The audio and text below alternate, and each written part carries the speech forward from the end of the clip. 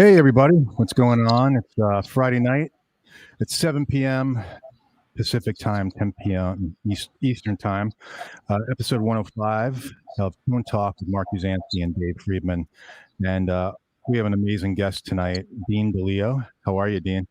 I'm well. How are you, fellas? Doing great, man. Doing great. It's been so long since I've seen you. 2 weeks. Yeah, it's been what, 2 weeks? Yeah, one show. How many shows? One show. One show, man. And we should start the show tonight by me apologizing that your shop being right across the street from where we're rehearsing. We got to be rattling your doors and windows, man. I'm sorry. Well, that's believe me, for what rattles my doors and windows, that's okay. To hear you guys play, that's awesome. But yeah, exactly. Occasionally it doesn't work out that well. Yeah, well, depending on what's over there. Yeah, it's a revolving door, man. Yeah, exactly. Yeah, you guys always rehearse there. Yeah. So it was a quick rehearsal, I heard, like a couple days, and then you guys were ready to go, right? Yeah. We were in there for 2 days. Yeah. Wild. Yeah. It's that cellular memory, man. Just kind of bounces right back. You start the song, you're like, oh my goodness, I have no idea what I did here. And then you get into it and you just kind of listen to your hands. The minute I go between my ears, it's over. But if I just follow my hands, that worked out well. Right. Exactly. Well, you guys have been playing together so long. I mean, it's cellular memory, exactly as you said. Yeah. And then, or you could always just follow your brother, who probably does know it, right? Yeah, Robert's one of those cats that never hits a bad note, man. So, Yeah, man.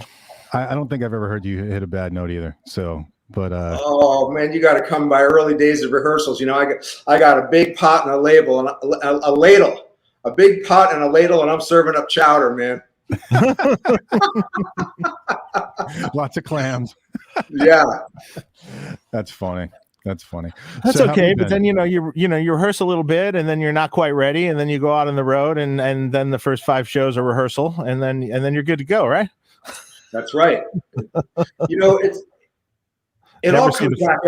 kind of comes back after that first day in rehearsal, man. It just all kind of comes back. Like, okay. And when we kind of adjourn on the first day, and when I leave, I go, well, that kind of sounded like STP. That's a good thing, Right. Yeah. Exactly. Thanks everybody for watching. By the way, we want to just thank everybody who's going to be watching the show or the replay. Check out Sweetwater as well, who's a sponsor of our show, and so let's get into it, Dean. So we're going to get into it, man. We're going to talk about tubes. And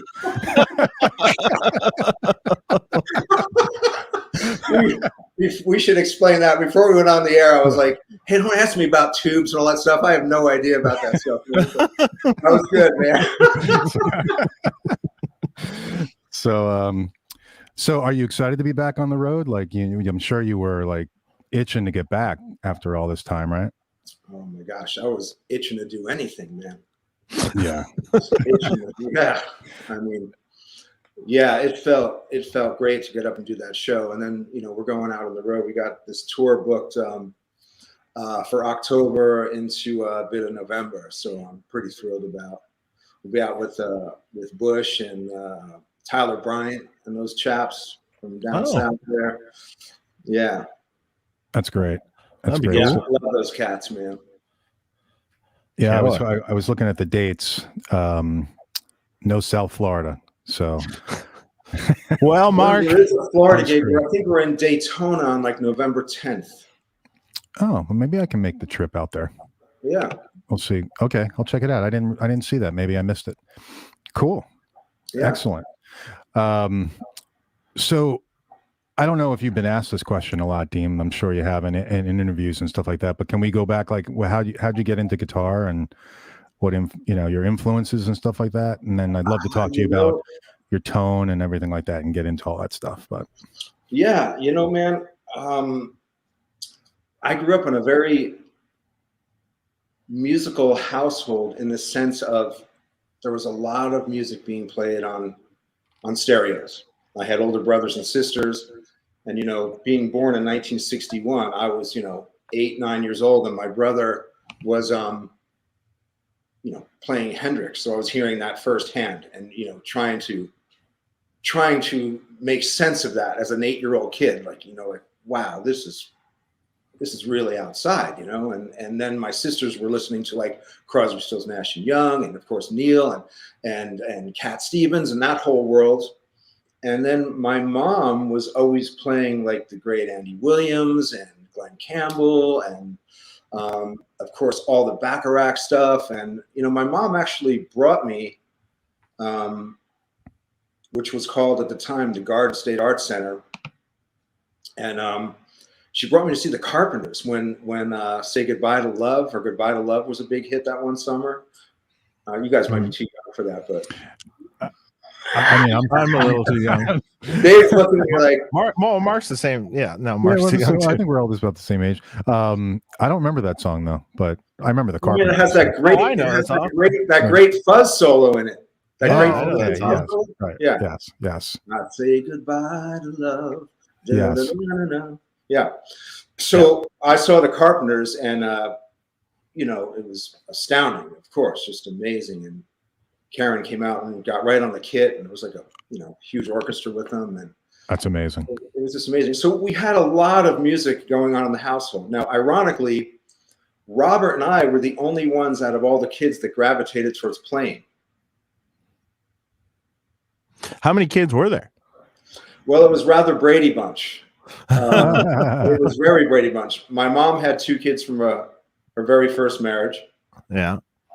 Meets my dad. He had 2 kids from a previous marriage, and they had Robert and I. 6 kids. Yes. Yeah. Very Brady Bunch. And so you can imagine, man, there was so much music going on through the late 60s and 70s, and just within the household, let alone. And what was amazing, man? I mean, you could put on AM radio and hear Heart of Gold, Benny and the Jets. Mm-hmm. The stuff that was being written and recorded and played over the air, for me as a young kid, man, I was just eating it up, man. Eating it up. Yeah, great music. What a great time. Yeah. Yeah, I always think what happened? I mean, there's a lot of years of great songs, just unbelievable songwriting and unbelievable songs where every part of the song is a hook, like the Eagles or something, or every guitar part is a hook, every vocal part is a hook, the choruses are a hook, everything's a hook. I'll tell you, my kids really turned me on to some great stuff lately. Like my daughter, who's 9, she turned me on to this Mitski record. The one, it's called Be the Cowboy, I think. Not sure. Don't know that. Oh, boy, that's a good record. And then my son also turned me on to these cats it's a lovely gal who sings, and these extraordinary musicians. They're called Men I Trust.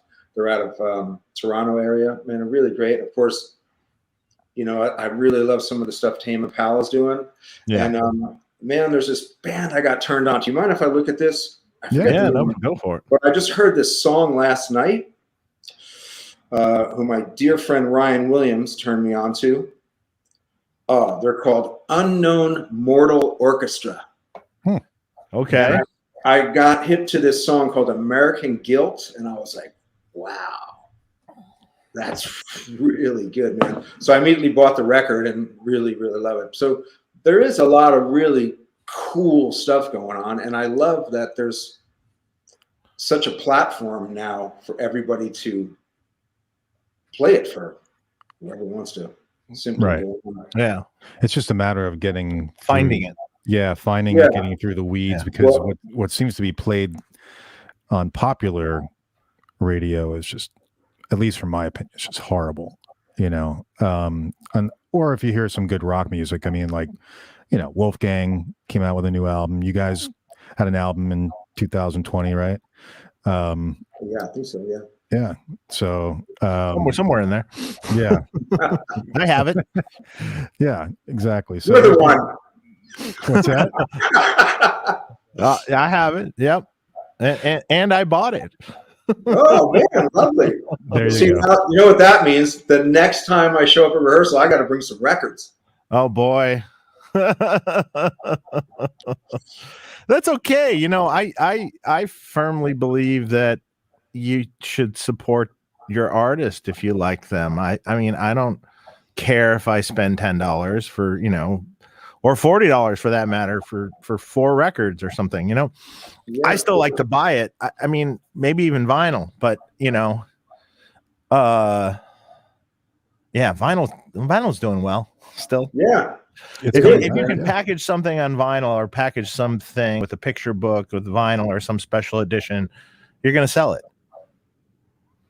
That, you know. I agree, man. And I don't know, it's just so fun having that big It is. packaging in front of you, you know, like, you know, that's just so cool. And yeah, it always worked well, you know, for separating the seeds from your weed too, you know. the double album. Yes. The double album. The double album.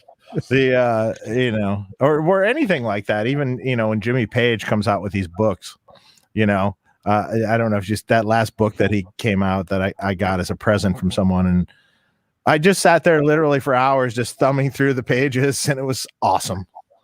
Just amazing. I haven't seen that book. I have to get that book. Oh, you got to get it. If you don't have it, you got to get it. It's the coolest pictures you've ever seen in it. Just like amazing. I mean, we're talking when gods walk the earth, man. Absolutely. Right? Absolutely. So Jimmy Page, obviously, I think you know, is a big influence on you, or no, Dean? Oh yeah, my goodness. Yeah. Yes. Absolutely. Yeah, I surely digested those records. Yeah, absolutely. I mean, Yeah, it was truly an event when, you know, the next Zeppelin record was coming out through the 1970s. It was really cool. And you know what? Who I just kind of had a little resurgence with is the Smiths, man. Oh yeah, awesome. Oh, man, and it was such an event when like their new record was coming out too. Like I love what Johnny played and what he did, and it was such a great band, man. Yeah, so yeah, you know, honestly, I don't listen to much rock these days. You know, I found myself doing a lot of writing lately, especially with the whole thing with Tom and I had going, and kind of, you know, there's always that mindset of like, oh, this would be a good song for the band. And then, you know, like I just finished that record with Tom, the great Tom Bukovac we're talking about. Yes. So, yeah, I'm always kind of been writing a lot. And when I'm writing, I'm not so interested in music. I think I'm just burnt on hearing the notes that I'm playing or chordings, and I just don't want to hear it, you know? That makes sense. Yeah. I've heard enough of me. Please, no more. I get that way. I get that way a lot. I'm constantly surrounded by guitars and amps and things and rigs and people. Gosh, and Jesus. After a while, it's just like, no, turn the radio down. No. Yeah. Right. No. Right. No more music. I can't. I need silence. I can't. Yeah, I need silence. And then I got to tell you, man, I thought of you so much, Dave, because there was a time there, you know, pre-COVID, I was doing a lot of that thing Matt has going with Steve Stevens and Billy Duffy. Yeah. And, you know, for some reason I was always with Steve, and we kind of became pretty close. The great Steve Stevens, man. You know, you realize how extraordinary that cat is until you get awesome. Oh my gosh, he's extraordinary. But he'd always come in with that pink amp, man. Oh yeah. Yeah, man. Can't miss that amp. I think of you all the time, man. He, you know, like, David. That's because it burned your retinas. Well, we go back a long way, man. Yeah, we do. So essentially, you came into my life essentially probably right before. Yeah, literally right before your first record came out. Yeah, we were gearing up to go on the road. Yep, gearing up. Your record hadn't released yet, and I wired up your first little rack. I mean, there's not much there, so but yes. But how did you find for getting me right? Sorry, Mark. I'm sorry. Go ahead. Oh no, go ahead. What were you going to say? I said you were responsible for wiring me up to get on the road. Yep. And how did you come to Dave? Like, how did you? Oh boy. I was word of mouth. It was just Okay, I heard like, so. oh man, there's this guy, Dave Friedman. He's the guy. Right. He's the guy. I said, well, I want the guy. Yeah. I want the guy, man. I'm the guy at like 21 years old, probably, or something then. So that would have been 1990. Yeah. So, okay. Yeah. So, I was 2021. Yeah. Okay. So I was about 30.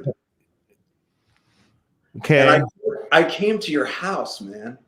I came to your house to pick up my gear. Was that the first time though? I don't think that was the very first one. I think when I first did it, I don't think I was at my house. Really?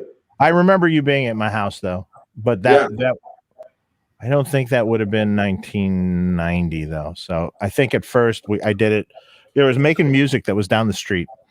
You guys were rehearsing at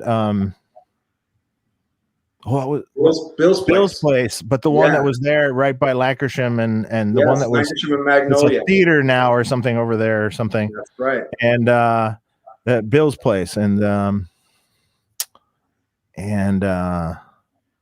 I remember I don't know. I remember doing it, but then I remember we tweaked your rig later, I think a couple years later at my house. Okay. Yeah. Yeah, because I would have been out of Making Music at that point in time, and that was more like 93-ish or something. The 21-year-old Dave Friedman, hair down to the top of his butt crack, long black hair. Yeah. Pretty.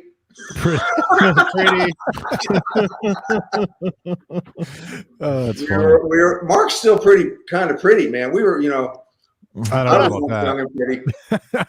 I'll take it, but thank you. But so what kind of gear did you have back then? So what was it that you were setting up, Dave? Do you remember? It was the same thing. It was the original. Now, I remember you telling me originally it was a Demeter preamp, and very, very originally it was a QSC power amp. Before the VHT. I think Robert had. Oh, you know what? I think there was a QSC amp very early on. Very early on. Yes, very early on. It was, man. Very briefly, and then I was introduced. Because Robert was kind of working up at Lab Sound. Yeah. With the great Sean Tubbs. Mm-hmm. And boy, my brother surely earned a spot in heaven. He was at Lab Sound at Sunset and Gardner through the 80s.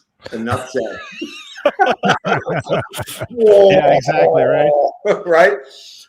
Enough said, right? We know what was happening on Sunset at that time. So those poor guys, man, they were lambasted. Constantly. So with that in mind, with him working there, we had access to a lot of different gear where I could try. Mm. And man, when we paired up Stevie's VHT Classic. Yeah, and that chrome one that I have was one of the very early ones, man. It might be like the top 10. One of the first 10 he made. Wow. And then Mr. James Demeter, we had his preamp. I believe it's a model TGP3, I think. Yes.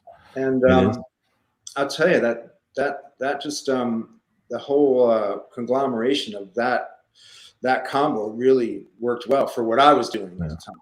Right. And then I had, I think originally you might have had an IntelliFX, but later it was an IntelliVerb. Yep. And that's what and essentially that's the core of the rig still to this day. It's the exact same rig. We've added a couple amps, as I was telling you earlier. I kind of split the signal with a Bassman in the early days.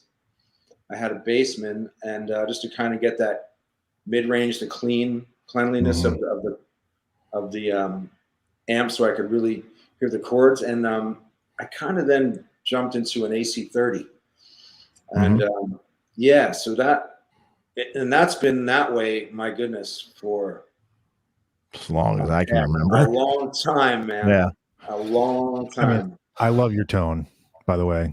Live recorded, it sounds fantastic. Thank you, Mark. Yeah, so I mean, so essentially, it was the Demeter preamp into the IntelliVerb Rocktron and Televerb processor into the VHT Classic power amp.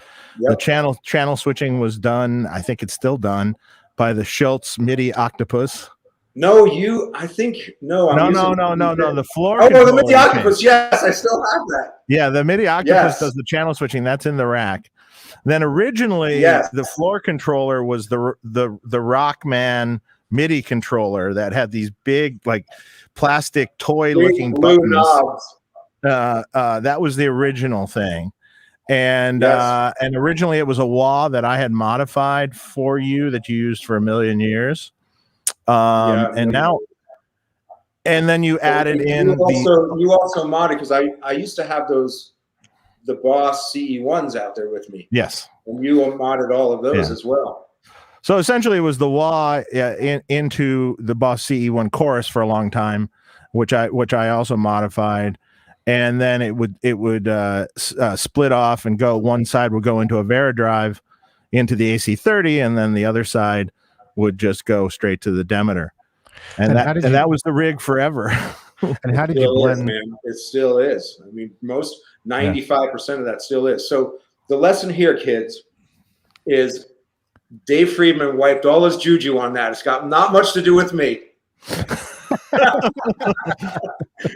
Thank you, Dave.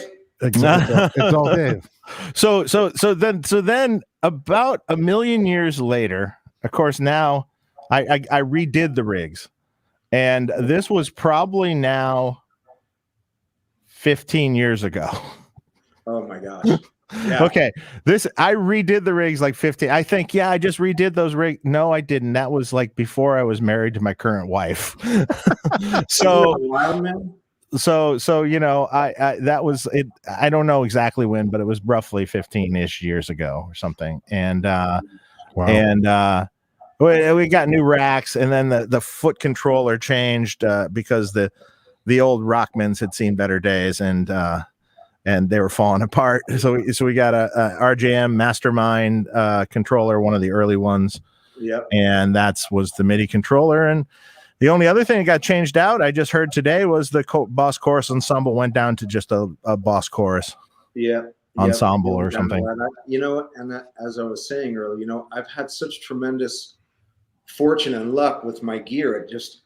It always worked. And every time we would plug it in, I mean, just now, the other day when I saw you and we were rehearsing at Mates, we hadn't plugged that stuff in over a year. Yeah. And I got a call from my dear friend, who Bruce Nelson. Yes. Guitar tech extraordinaire, guitar builder extraordinaire. Dude, he is such a lovely guy, man. I would really not want to be doing this without him. Mm-hmm. And we've been working together for about 18 years now. Wow. And that went like this. Yeah. Like that, man. Like with you and I, 15 years ago, you're talking, that seemed like it was like 15, it could be 16 or even ish. I think it was probably that. Yeah. Yeah. But I don't know where I was going with that story. I got sidetracked. Bruce. You plugged the gear in. You plugged the gear in. We plugged it in. We hadn't plugged that stuff in well over a year and a half. And he calls me as I'm on my way. He goes, "Oh my goodness, man, this rig sounds so darn good." And it's just, every time Brendan would mix our live stuff too, he would always, just call me like, "Man, your rig sounds so darn good." It just, it works. And it's funny because we talked about how many cats are always changing their stuff.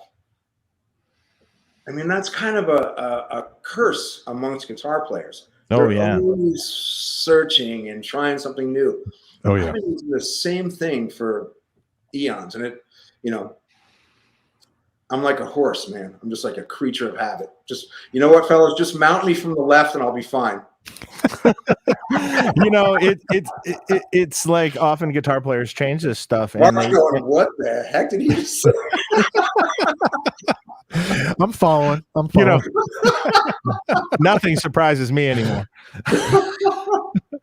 I've been doing this stuff too long. Nothing surprises me coming out of people's mouths.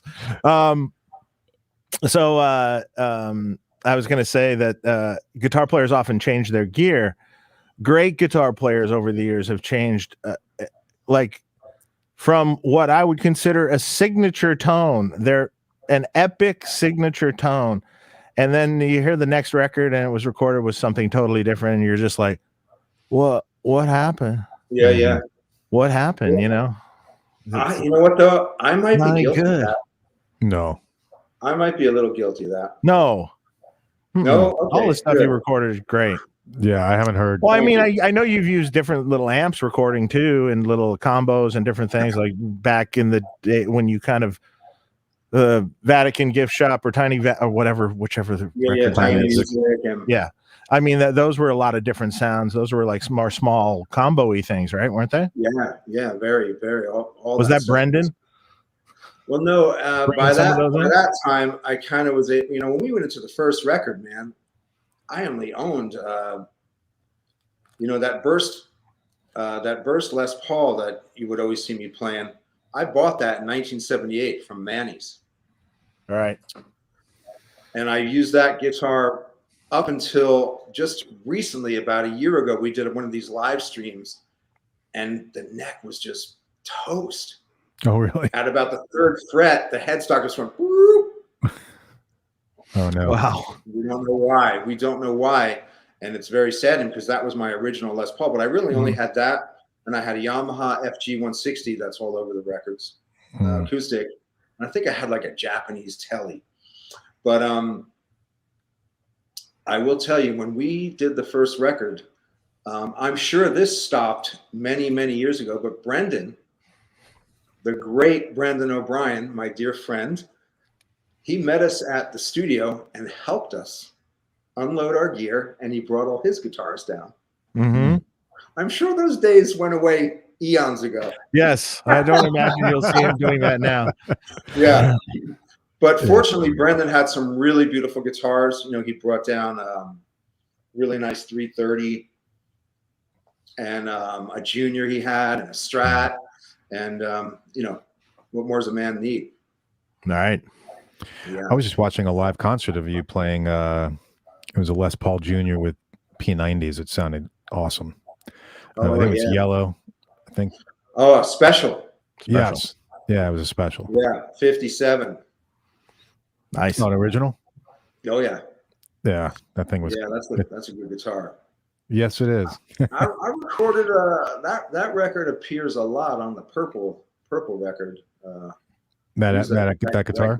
A lot on because I didn't have that record, of course, for Chord, but I acquired that. I actually bought that from Albert in Molinaro. Yes. Yeah. We all know Albert, right? Absolutely. So I used the heck out of that one all over the purple record there, and Tiny Music, and yeah. That's a great guitar. It sounded great. Oh, thank you, Mark. Hey, by the way, Dean, we occasionally get questions from the audience, like super chat questions. Do you mind if I jump to a few? Are any of them what I'm wearing from my waist down? There might be. Okay, let's see what we got. Well, the first one is from More Guitars, and he said Killer showed, and then I think we already done this. So, Dean, can you briefly walk us through your stage rig, starting with the pedal board, the amps? Is that ever used for recording, or does that differ? Love all your and STP's work. Thank you. Oh, that's very kind. Well, thank you.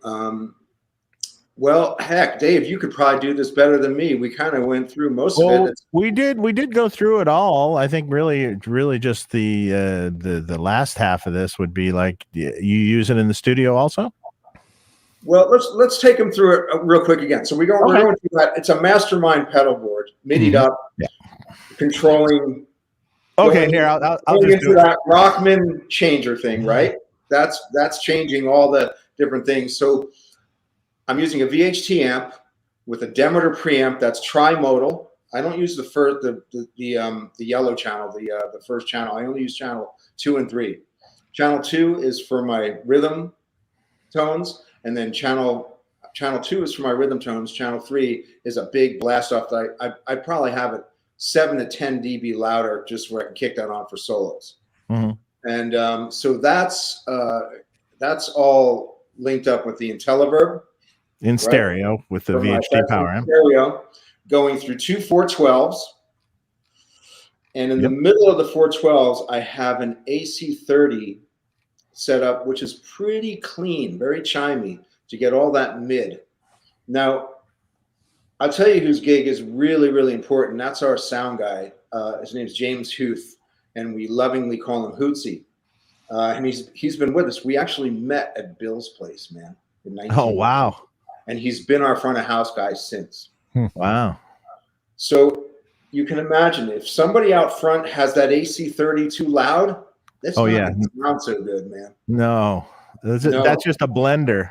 That's what I was going to say.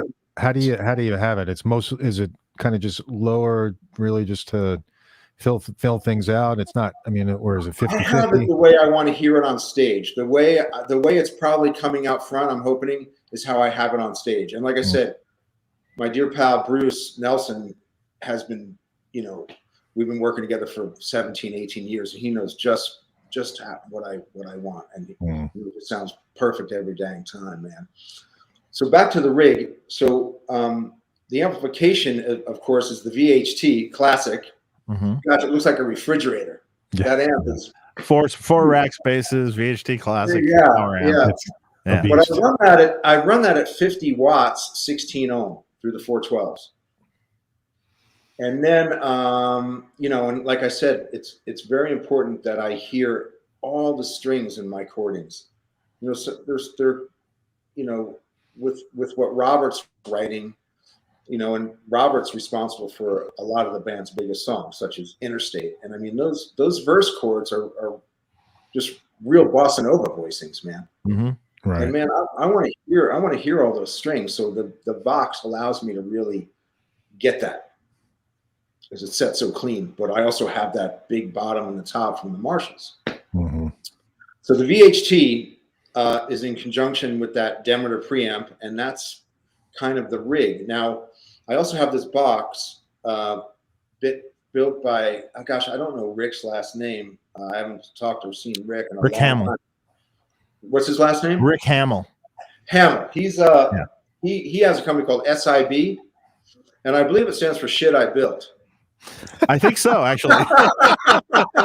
I'm serious. Yeah. Well, you know the joking name for VHT was, right? What is it? I don't know this. Well, it was always a joke. It was like, it's supposed to be Valley Heroin Transport.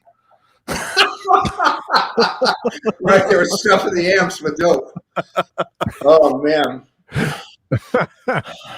Actually, it was Valve Harmonic Technologies, but Stevie always used to go, Valley Heroin Transport. That's funny. That's funny.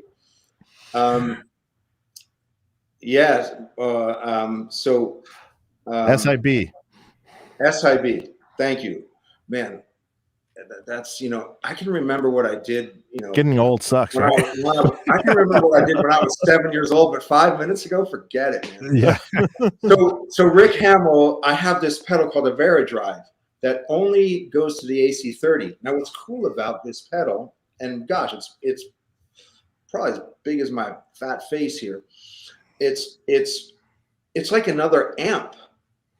It gives me gain, volume, high, mid, and lows. So I have that if I want to blow up the AC30 for something like Unglued or something where, down, I kind of use it just to kind of make those harmonics a little more impactful. But it's like having another amp head at my feet. And I click that on, it's just like, and really blows up nicely. So the guitar signal goes into the wah, and then the wah goes to a Boss chorus pedal. It used to be a chorus ensemble, and now it's a Boss chorus ensemble small pedal, I think. Yes. And then that splits, and one side goes to the Veridrive into the Vox, and the other side goes to the Demeter preamp. Exactly. And the Demeter preamps into the IntelliVerb, and then into the VHT power amp in stereo 4x12s. Thank goodness for Dave. Signal path starting at the guitar. There you go. And there's a little hole in the guitar that's where I plug in, man. But and the wah-wah controls everything. It goes through the box and the Marshalls. Yeah. And then for your studio stuff, How does that differ? I mean, you're using everything under the sun in the studio that that.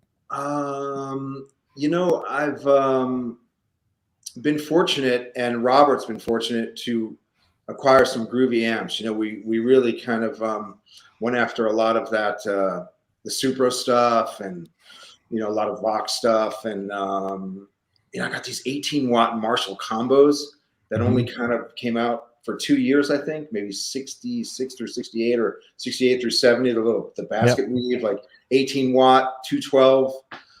Gosh, they sound real good. And you always got to remember, man, a microphone won't discriminate. A microphone does not know size, and sometimes just too much air can sometimes just blow by the mic. And I've heard Tom talk about it a lot. Tom Bukovac, how just too heavy-handed can sometimes just blow the sound away. It's so important while recording to really be not so immersed in your playing, but really hear what's coming out of the speakers. Like really be cognizant of what is coming out of the speakers in the studio. You know what I mean? And and then there's like performance and all that stuff too. But sometimes a lighter touch can be effective, and sometimes just where you're scratching it to nearly breaking the string is also effective.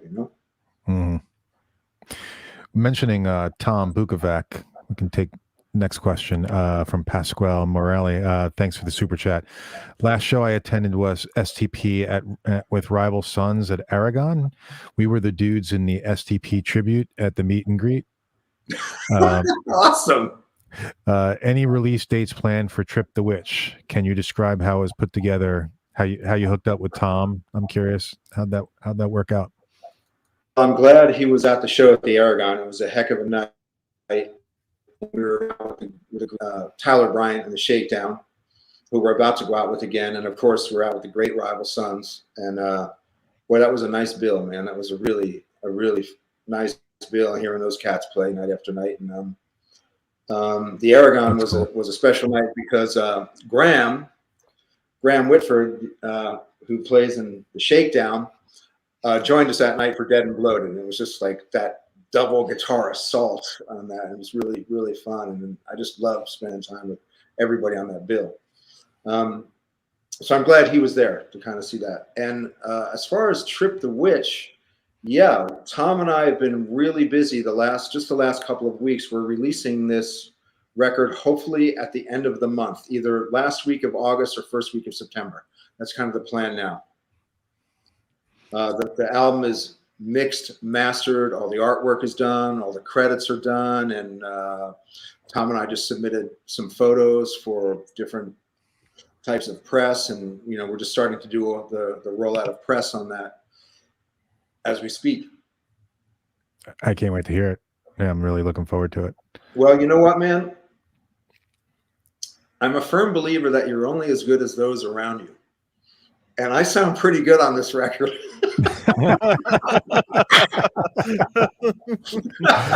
That's funny. That's funny. Well, Tom's great too. The same goes for my band, The same goes for STP. You're only as good as those around you. And I'm very fortunate to be around some really, really talented cats. And I can't say enough about my band members and Tom, man. I mean, when I got turned on to, actually it wasn't even called homeschooling yet. Tom was calling it Corona lessons, I think. Yeah. And my dear friend, who actually I met because he was second engineering the number 4 record. So that's how far we go back. And the last 2 records we did with Jeff, he engineered the Butterfly one, and he engineered and mixed Perdita.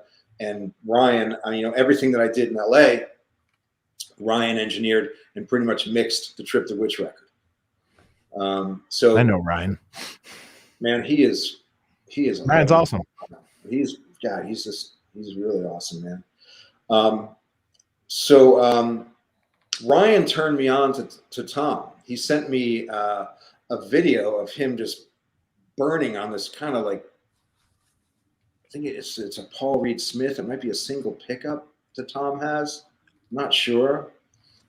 But I mean, he was just playing stuff that I could only dream of, like kind of like B3 lines, and just, you know, Tom just manhandles that thing. You know, he gets that thumb over and, you know, doing that hybrid picking, and I was just really knocked back. And Ryan emailed him, and he said, "Yeah, man, I do some work with Stone Temple Pilots, and Dean really loves the show." And Tom wrote back. He's like, "Oh man, just tell Dean howdy, and here's my number." Like, I called him immediately. I didn't wait. I called him immediately. I was like, "Oh," and I swear, man, we hit it off like we've known each other for 100 years. That's awesome. That's awesome. It was really, and it's been this like beautiful, beautiful friendship. And ironically, you know, and I'm guilty of it too. There's times in life where you meet somebody and you're like, "Oh yeah, you know, we should do something." And it never really sees the light of day. But for some reason with Tom, I mean, I just love the guy, man. I love him. I can't say enough about him. And I'm honored and proud to call him my friend, first and foremost. And, you know, getting to make a record with him, because, you know, he's the type of player that, you know, I can only dream of playing, like the stuff that he comes up with. I can only dream of it. I am nowhere near as proficient. And he always played exactly what I want to hear. And so awesome. Getting to do this record with him, you know, and we were just passing stuff back and forth.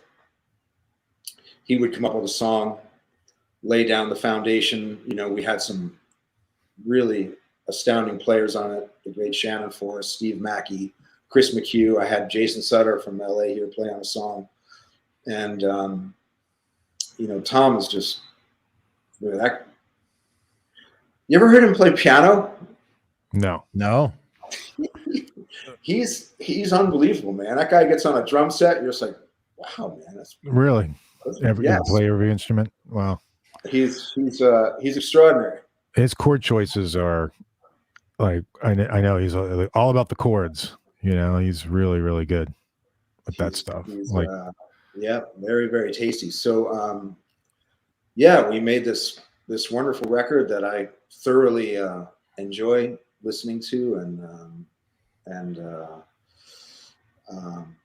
I'm, you know, I hate talking about our own stuff like this. So I hate it, but I really am so honored to be a part of it, because it's just some, you know, especially kind of the stuff Tom wrote. It's, you know, it's like I said, it's kind of what I always wished I could play and write.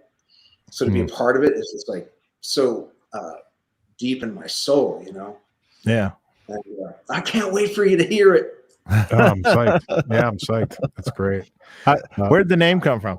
Yeah. Well, there's a song Scott and I wrote that was on Tiny Music called "Ride the Cliche," and the chorus Scott sings "Trip the Witch." Oh. Yeah. Oh, And I always love that. I always love that phrase, or that term, whatever we want to call it. And I always love that. And I actually mentioned it to Robert many, many years ago. I was like, man, that would be a great band name. So, you know, naming your band is harder than naming your kid, man. Oh, yeah. It's the worst. And we were throwing around names for a couple of months. And I thought of that. I, you know, mentioned it to Tom. And right away, we both went, oh, yeah, that's really good. Let's call it that. That's great. Now that leads me to the question: how did STP come around? Stone Temple Pilots. How did that name? Oh Lord, okay. So, Dave, you may remember this. We were called Mighty Joe Young. I knew about that, but I don't think I think at the time you had already changed it. Okay, so we were going by the name Mighty Joe Young. We are in the house of the artist that was putting together the core packaging. True story here, fellas, and all who are listening. We were in his on the second story of this really beautiful little Spanish house in Hollywood. We were looking at all the stuff on big sheets of paper, man, the whole layout of the core record. All that work and everything had the name Mighty Joe Young everywhere. We were ready to go to print. We were ready to send this off. We were doing the final approvals. The phone rings. I think this was pre-cell phones, of course. The phone rings. It's our lawyer at the time, gentleman by the name of Eric Greenspan. He calls us. He says, you guys can't use that name. we're looking at all this artwork for our first record, all, you know, strewn all over this guy's Right. loft and work studio, about to send it to Atlantic to start printing this record. So our lawyer says, you can't use that name. There's a jazz cat that's been a blues cat out of Chicago that's been making records before any of you were born, called Mighty Joe Young. And we just went, oh no. So the record was delayed for about 8 weeks, and we kind of went home with really our tails between our legs, man, really sad. And you can imagine that was such a blow, you know? Wow. And Scott and I were living together at the time, and we had a place out in Highland Park. And that's a whole nother story.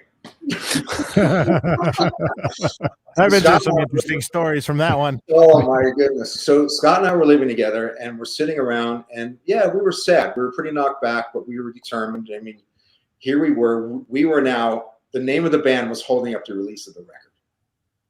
Right? So I said to Scott, I was like, man, you know what was the coolest sticker when you were a kid? And I mean, I used to go up to the local gas stations to get one. It was the coveted sticker, the STP sticker, yeah, the oval, right? Mm-hmm. I said, we should do something with those letters, and people will call us STP. And Scott was like, oh, I love that.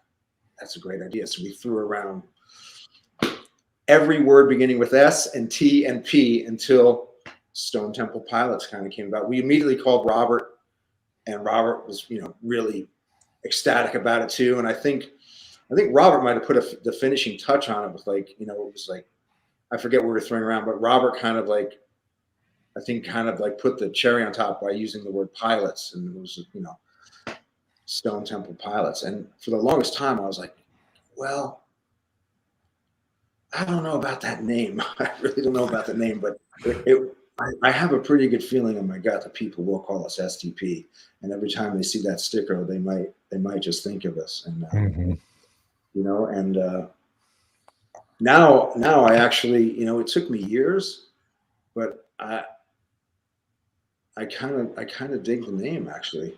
But it took me a long time to really get my head around it, if you can believe that. But yeah, that was the whole gist behind that. That's awesome. I never heard that story, so that's great. Vinny, what's going on? Vinny has a question. Hey fellas, Dean, thanks for the super chat. Vinny. Cranford, New Jersey. All right. You know Cranford, New Jersey? Dude, come on. I grew up in Point Pleasant Beach, so watch your wallets, fellas. Oh, that's great. I've always been incredibly taken by your chord choices and progressions. They're incredibly unique and interesting. How do you choose your chords and phrasings? Well, thank you, Vincenzo. Hey, you know, one of the blueprints for STP, I kind of touched on it earlier about the chordings that Robert came up with in Interstate Love Song. You know, those verse chords, that's all bossa nova voicings, man. And I mean, that's always been the blueprint of the band, to kind of take really beautiful chords, really beautiful chordings, whether they're, you know, God forbid I say the word, whether they be jazz influenced or like bossa nova, but just taking these really beautiful chordings and just putting them in a rock format. Mm-hmm. That's kind of been the blueprint of the band. And, you know, that's that's why we probably hear so many cover bands play the songs. And we're like, it's not quite right. You know? Right. What sounds wrong here? Yeah. But yeah, it's just kind of like taking, you know, not playing the typical chord. I mean, if you're rooted in F or F sharp or C or whatever it is, to try to make the chord just taking it out of just a cowboy chord, making it, you know, throwing in a 9th or an 11th or a major 7 or whatever it may be. Just, you know, still keeping the root, but just kind of twisting it a little bit. Right. And so you'll go through some iterations until you hear what like sounds best, and then you'll stick with that, or? Well, Robert's a little more proficient at it than I am. He'll kind of like, he easily kind of is able to transpose what's going on in his head to the guitar, where I kind of need, I wrestle with it a little more. But I'll just, you know, give me a minute, man. I'll get to it. Right, you know? right. That's great. But yeah. That's cool. So getting back to you know what amp I really loved, man? Gosh, this amp was really cool. We used to a bit was I had this little Fender Bronco. Little Bronco, which sounded cool. And for a couple of things, Ryan has a really nice that I actually used on the #4 record. He's got a beautiful Laney head that we sometimes fired up. And I was a little too lazy to carry a lot of my amps out here, but I did bring a lot of little Supro stuff. And Ryan has some really beautiful amps as well. You know, Super Reverb, of course, which I don't have one of those. Boy, is that a great amp. Yeah. So Super Reverb and you know, Bassman, we used on a few things, and yeah, just cool old funky stuff. That's cool. And did you say that on the show, funky? Can we say that on here, funky? Who's that? Are we allowed to say that on the show, funky? We can say anything on the show. Okay, great. Yeah. It's an adult show. Okay, good. No kids allowed. You know, when I got stuff back from Tom, man, it really was you know, as I said, there's some songs on the record where Tom kind of wrote the entire song top to bottom. I might have written a bridge or something on it, but you know, I would get these songs with, like, you know, Shannon Forrest and Steve Mackey and Tom, these beautiful songs that, in my humble opinion, I can only say this because I really didn't have much to do with writing them, but I surely got the opportunity to play on them. And Tom would just kind of lay down a foundation, bass, drums, and an acoustic, and maybe an electric, and he'd be like, okay. And man, when I got those tracks and opened up, it was just really like, how don't I ruin this? Honestly, it was so, like, you know, we'd put it on, it would bring tears to my eyes, man. And it was really like, I would sit there and look at Ryan like, oh, we can't mess this up, man. We got to make sure it's good. Yeah. And there was a lot of times where, you know, Tom would show me, like, we did a lot of, I never sat in front of a phone so much, because that's how we threw all our ideas back and forth. We'd make movies and send to one another, and, you know, be like, oh, check out this part. And the other guy would write the next part, and so on and so on. So, so that's where, you know, between my brother and me trying to wrestle with it, and kind of like, you know, the great chord knowledge of Mr. Bukovac. Yeah. That's great. So with STP, what's the songwriting process? And, you know, I guess with Scott and then post Scott, what was the songwriting process with you guys? It stayed the same with Scott. It always was this kind of blueprint. It was the same with Scott, Chester, and now Jeff, the great Jeff Goot. You know, music always seemed to come first. Pretty much, I would say 99% of the tracks, music always came first. And I'll tell you, man, to be affiliated with those three guys that I just mentioned, Scott, Chester, and Jeff, you know, it goes back to what I said, you know, you're only as good as those who are around you. And man, those cats are very, very talented guys, you know, to be a songwriter and have, you know, Mr. Weiland grace your song with his, you know, melody and vocal prowess was pretty darn fulfilling, man. Yeah. So, yeah. Yeah. I gotta say that, yeah, Scott was one of the great frontman. Maybe just one going down in history as one of the greatest frontmen ever. He was great in his heyday times. That is, you know, he had many troubles also, obviously. Yeah, man. I remember years ago you were rehearsing at Leeds rehearsal. Yes. Yeah, and this was probably mid trouble with Scott, and I remember you and Robert were just like, fucking goddamn, you know. Oh man, I think you know what. I think what happened. I think what you're referring to. We were in pre-production for Tiny Music.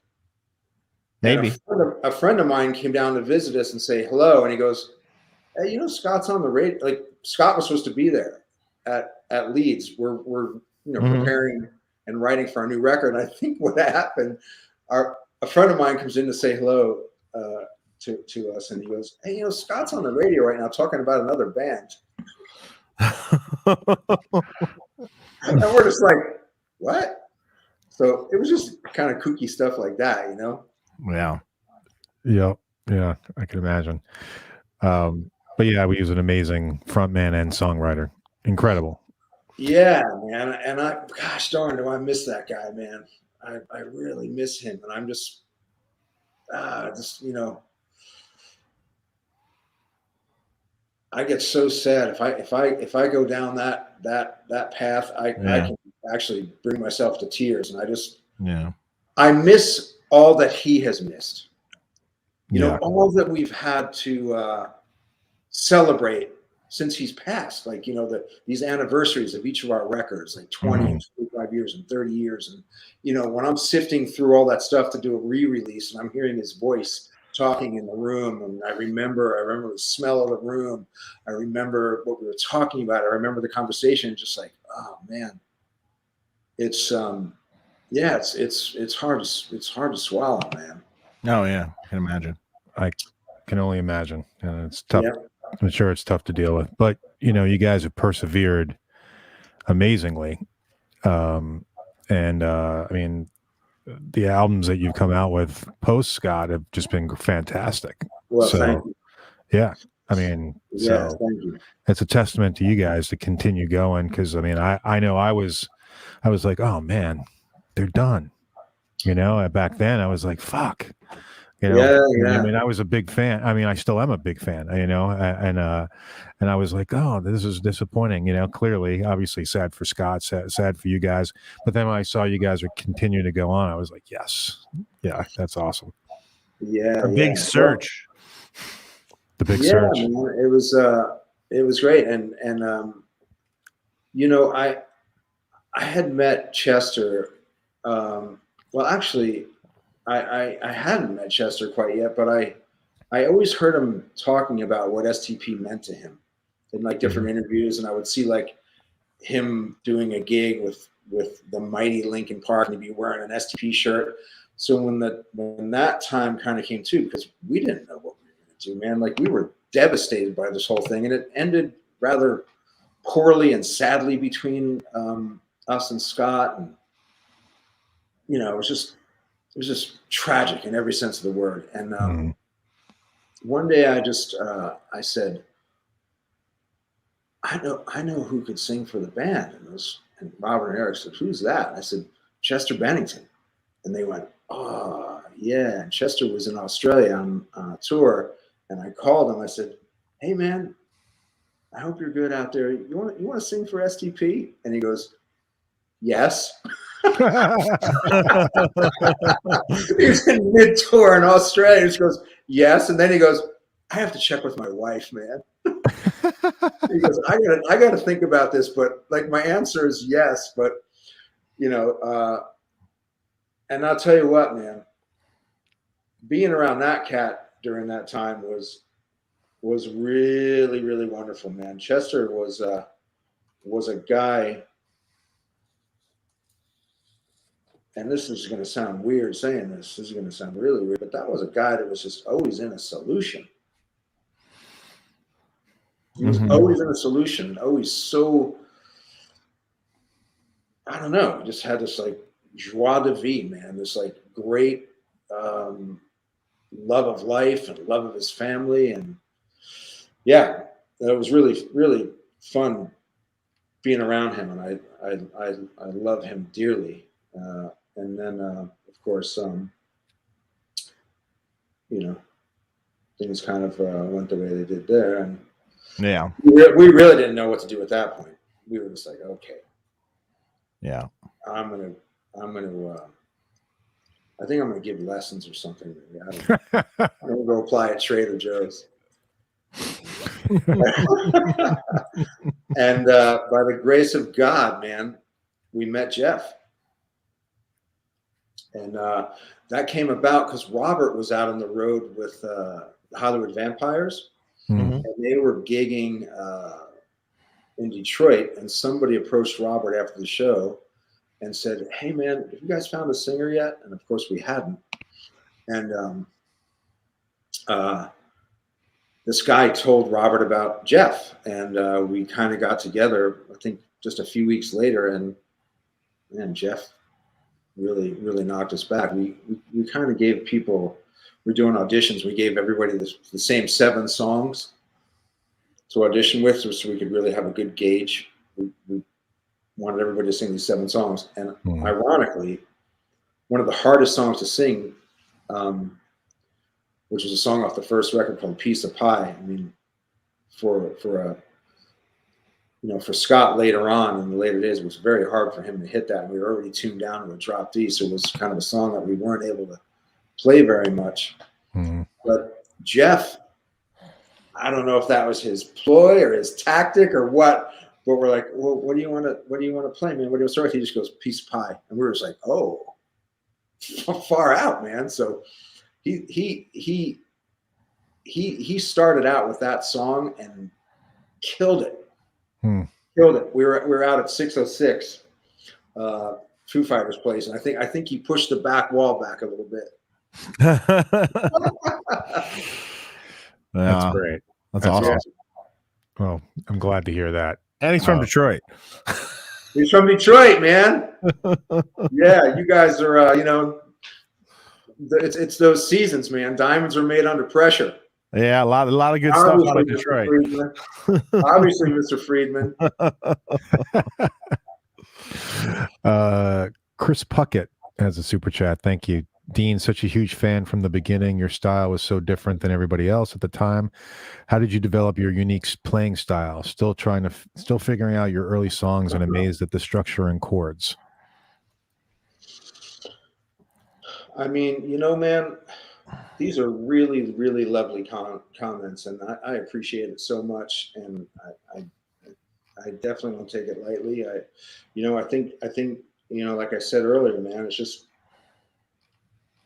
it's kind of been the blueprint for our band to just kind of not play the typical chord, if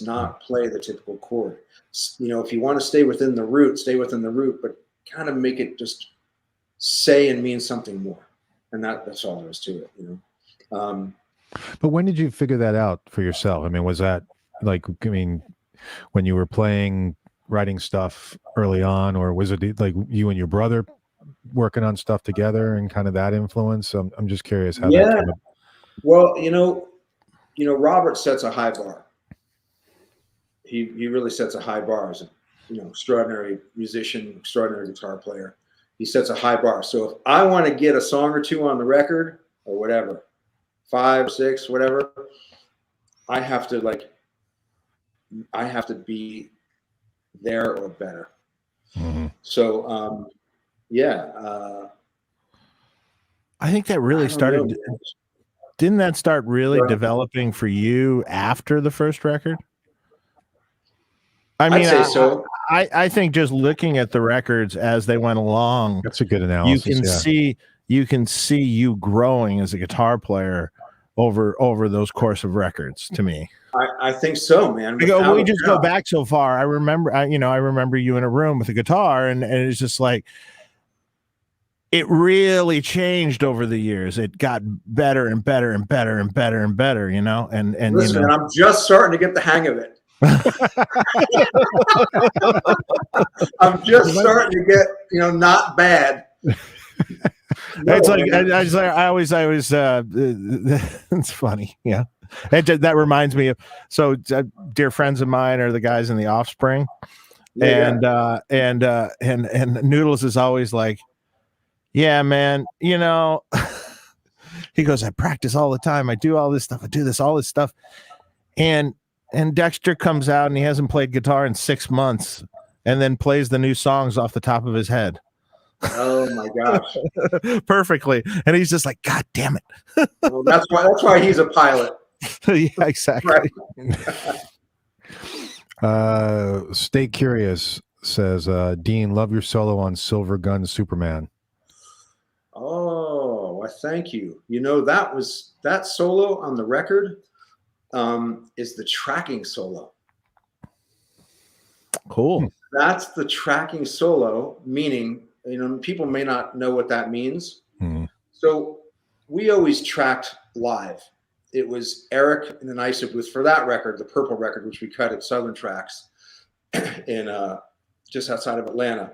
Eric was in an ISO booth and Robert and I were out in the main room with amps, on. And so we're just playing along in hopes that, there's some spontaneity there and we capture something between Robert and I, but what we're really going for is the drum track, But most of that track, that Silver Gun track is most of that record is tracking guitars, but that solo is the tracking solo, the very first one I played. And I went back to overdub. I said, I think I could beat that. And I didn't. Yeah. I didn't. Sometimes it's that magic the first time around. Yeah. And then Brendan doesn't always like to spend tons of time on things. He likes to move quickly. Quick. Oh, yeah. If it was up to me, I probably would have recut all that Dobro stuff on Big Empty. Brendan's like, no way, man. Yeah. That's done. We're moving on. That sounds exactly like him. Yeah. Oh, that's great. I'll tell you, one of the greatest things in my career, man, is getting to make records with him. Oh, yeah. Man, I learned so much from him, man. So much from him. And then just he made those records and the process of making those records like so fun and so enjoyable, and really knew how to bring out the best in us, man. And it was just, I can't say enough about him. Yeah. Yeah, that's great. Yeah, what a great producer. Zeke Downey has a super chat question below, and I know there were a few people who were asking this as well about the speakers that you're running in your AC30 and Marshall cabs. It's incredible listening to you chat with us. You've always been a huge influence on me. Well, thank you, Zeke. That's very nice to hear. I appreciate that. Okay, so let me think here. The AC30, it's just those. What are they, Dave? The blue ones? The blue. Mm-hmm. Yeah, the blues. The blues. So that's in the AC30, and I got to think about this. Probably vintage 30s in your cabs, maybe. I think they are vintage. Or 30s. Greenbacks, one of the two, I would imagine. No, vintage 30s. Vintage 30s, yeah. We are vintage 30s. Yeah. Because I remember, we had to rent some backline on a European tour, and I had like 25s. Does that sound right? Maybe. Or 75s. It just wasn't the same, man. I just didn't get the same kind of thing. They are vintage 30s in the Marshalls, yeah. And both are slants. I like the slants better than the flat ones, whatever they're called. Well, I mean, it projects up at you a little bit more. You can hear it a little bit better. Yeah, it's just it just works for me a little better. I probably because they're shooting right at my ears. I tend to kind of, munch on that high end a little more. Mm. Pointing right at the old beam, man. That only works so long, right? Until you start losing the high end. Man, I'm the only one in the band that's not in-eared. I actually think that's worse. I still plug in. Man. I don't have in-ears. I'm using the total sound of the stage and the monitors, and yeah. And well, yeah. I've had this discussion a lot with people like Pete Thorne and stuff, and he goes, the in-ear thing, although it's a great invention, it serves a purpose because you can hear yourself anywhere on the stage, but you can never get away from the sound. Yeah. So depending on how loud you have it, it's pounding right at your eardrums the whole time. That's a good point. You can never get away from it. So like if you're playing with a drummer and he hits a crash cymbal or hits a China cymbal or something or whatever he has, and it's louder than hell, and you're just like, ow, I'm not going to go near him in that song anymore. You just sort of back away, and you naturally move to where it doesn't hurt anymore. Can't do that with in-ears. You can't do that. You're trapped.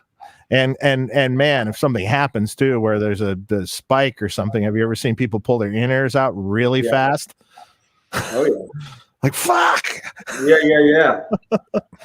I just didn't do it because when they went to inject me for the mold, they just started packing my ear. You know how they put that cardboard in there? And I was just like, whoa. Are we almost there yet? She's just like, oh, honey, we're not even halfway. And I was like, I can't do this. Yeah. I wasn't even shot with the mold. Yeah. So I had it done. I've got a lot of things in my ears, but I can't do the in-ears. Yeah, it feels weird, especially when it dries and they pull it out. It's totally weird. Mr. Anderson, thanks for the super chat. I was fortunate enough to be old enough to listen to all the great bands of the 90s, Nirvana, Alice in Chains, STP, Soundgarden, Mudhoney, Rage Against the Machine, in my opinion, the last great decade for music. Any cool stories, Dean, from back then? I'm sure he's got plenty. Oh, my goodness. Yeah, we could talk till Monday morning, man. Yeah. I'll tell you what. One of the things in my career I didn't have to do, thank God, but one of my biggest fears was ever having to go on after Rage Against the Machine. I didn't want to do that. Those guys, whoa, I mean, you guys, you've been to a Rage show back in the day, right? I never went. No. I saw Rage because I did some work for Rage, and I saw them, oh, God knows when it was. But I saw them at the El Rey Theater. Oh, talk about goodness. Crazy! Oh my gosh, man! And that was awesome. Like a small show. Oh, it's awesome. Yeah, I bet they were amazing. I mean, they were definitely a force to be reckoned with. And I expressed to Tom, I was like, my biggest fear in my career, dude, is to ever have to go on after you. And I never did. We did a lot of shows together, and we always kind of went on before them.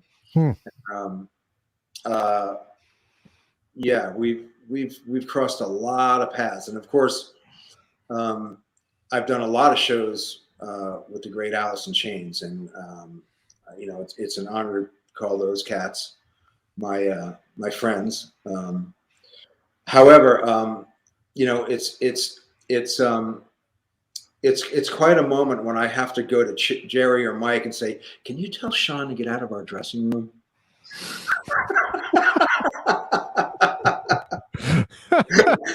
Can you get your drummer, Mr. Kinney, please? No. I swear. Have you guys ever met Sean? Yes. No. That guy he should be a stand-up. Yeah. Dude, the stuff he comes out with is just like, holy shit, man. he's really, really funny. But we're always crossing paths. William and I have a mutual friend. our dear friend Russ Fowler did the. I think Williams' band was Comes with the Fall. I think. Yeah. Mm-hmm. So Russ Fowler, a dear friend of mine, worked on that record. So we kind of go back. But man, I love those cats, man. You know, real sweet guys, man. I'm curious your thoughts on Van Halen and that style of music. Were you into it? Did you like it? You know, I hope I don't make any enemies here. I only just recently bought a few Van Halen songs, one of them being Panama, of course, but I never owned a Van Halen record, but I surely did see them on both the first and second record. I saw them at a place that we played way later on back in Jersey called Convention Hall. And of course, you know, look, man, if we want to talk about somebody that really moved the needle, really, you know, call it what you want. You want to use the word revolutionized? I mean, I think that fits. And has aptly been named King Edward. I think that fits.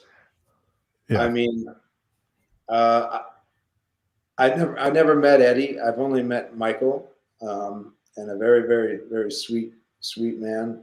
And I met Sammy, you know, if we want to go to the later Halen. And Sammy's a heck of a guy. I love him. But yeah, they were surely, you know, again, a force, you know, when gods walk the earth, man. Yeah, amazing. Patrick Miller has a question for you. Thanks for the super chat. STP is part of the soundtrack of my life. Thanks for all the great music and memories. As a songwriter, who are your biggest influences? Well, thank you for the comment. The soundtrack to your life. Wow, that's you know, that's a heavy comment, and it means a lot to me to hear something like that. Well, there's a lot of things that influence me, man. You know, fatherhood and marriage has surely impacted my life. You know, all for the better, and there's a lot I can pull from that.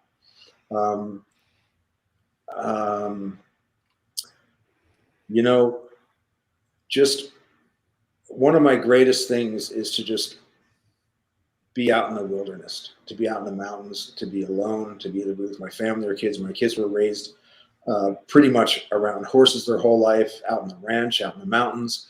And, you know, I kind of get out in that surrounding, and, you know, in my outlook, in my view on being there, it's kind of a place where there's no perfecting it. It's already perfect. There's no building upon it. And that, when I get into a place like that, that is really where I kind of like flourish. It's not so much really listening to music or doing anything like that. It's just being in that really beautiful, serene surrounding that there's really no improving on. And it's funny because one of the songs that Tom and I did on the Trip to Witch record, Tom had these beautiful chords. He sent me a video of, and gosh, they're beautiful. And it kind of sounded like a verse maybe. And I was out on a hike. I was way in the mountains, and the rest of that song came to me on this hike. I wasn't sitting in front of a stereo or with a guitar. I came up with this out in the mountains. And I FaceTimed Tom. I go, I have this part for that. And I hummed it to him. And when I got back to the house, that's when I picked up the guitar and kind of was able to, there was one instance where I was really able to transpose what was going on in my being to the guitar, which sometimes it takes me a little while, but for that one, it just happened like that. So yeah, that's those instances, you know, where I'm really immersed in nature and with my family. That's what's really inspirational. Yeah. That's cool. Yeah. That's awesome. Fret Level Midnight. Thanks for the question. The Henry Rollins story. Henry Rollins bathroom story. Woo! We're playing. We were opening for Henry at the Channel in Boston. And I'm doing a photo shoot and an interview for some guitar magazine. And don't ask me why, but our dressing room happened to have a bathroom. You think the headliner, who was Henry, and would have a bathroom in his dressing room. And I'm in there doing this photo shoot and this interview for this guitar magazine, and Henry just busts in like minutes before he was supposed to go on stage. All he had on was his black shorts. You know how we used to just come out there with nothing on with black shorts? Right. He comes in and just walks in the room and had to use the bathroom. And we were just like, oh shit. You know, and he was just like, you know, like minutes before he was supposed to go on. So he was just like really fired up, and, you know, it was like quiet. I'm in there talking, doing this guitar interview and doing photos. And it's just like, and Henry comes in and he goes, I gotta use the bathroom. We're like, oh shoot, man. True story. And, Awesome. Yeah. Did he destroy the bathroom? I don't know quite what he did in there. We were all taken back. We were all so taken back by it. Like, before he goes on stage, man, he is really geared up for that show. Yeah. You know, all he has on is, so we were just really knocked back by it, because all he wears are these black shorts and all the gels out of all the park hands. This was just a club, you know, the Channel in Boston. I don't even know if it's still there, but all the gels in the park hands, there's none. It's all just bright white lights. The whole stage is just bright white and like 110 degrees on stage. Right. And that's how he does the show.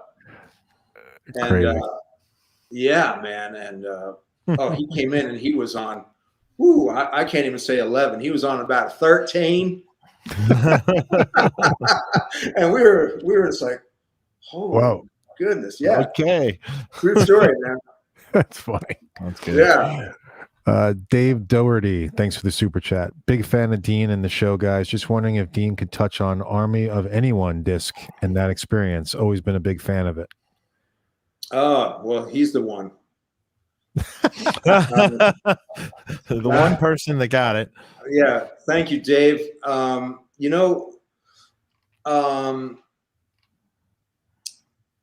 don't really know. Obviously, there wasn't much going on with STP, so we kind of like Robert and I were kind of diverting our interests elsewhere. And I'll tell you what happened. Oh my goodness! So Richard, the great Richard Patrick from Filter, calls Robert and I and says, "Hey, would you guys want to write for the new Filter record?" So I think Robert suggested, "Hey, why don't the three of us have dinner?" And we had dinner. And I was a little taken back. I didn't know Robert was going to come out with this. So we're sitting there having dinner, Robert, Richard, and myself. And Robert goes, why don't we make a record? Why don't we form a new thing? And I was like, oh shit. Wow. That took me by surprise too. And I was like, and I immediately thought like, that sounds like a great idea. And Richard goes, okay, yeah. So Robert and I were doing a gig at NAMM with the great Steve Ferroni. It was a great band, and I was in way over my head, man. We had some Power Cats on horns, the great Jeff Young on keyboards, and Miles Joseph on guitar, and I was on guitar, and Robert's on bass, and Ferroni on drums, and we were doing all this way out stuff, man, like Freedom Jazz Dance by like Brian Auger and all this stuff, man, like way out stuff, man. And we went on after, so it was Billy Sheehan and this friend of Ray's, his name's Toshi, I believe, guitar player, and the great Ray Luzier. And I swear, you guys, Robert and I were side stage watching Ray. We couldn't believe what we were seeing and hearing. I had never, up to that point, I had never seen anybody play drums like that. We were just like, there's our guy. So we approached Ray right after sound check before he went on, and Ray goes, "You fuckers, man, you laid that on me before I had to go and do a show." We walked up, we're like, "Hey, you want to be in a band with us?" We're like, "Hey, man, you want to be in a band?" He's just like, "You're kidding me right now." We're like, "Nah, man, we're gonna do this thing with Richard Patrick." And Ray was like, Well, yeah. I'd love to.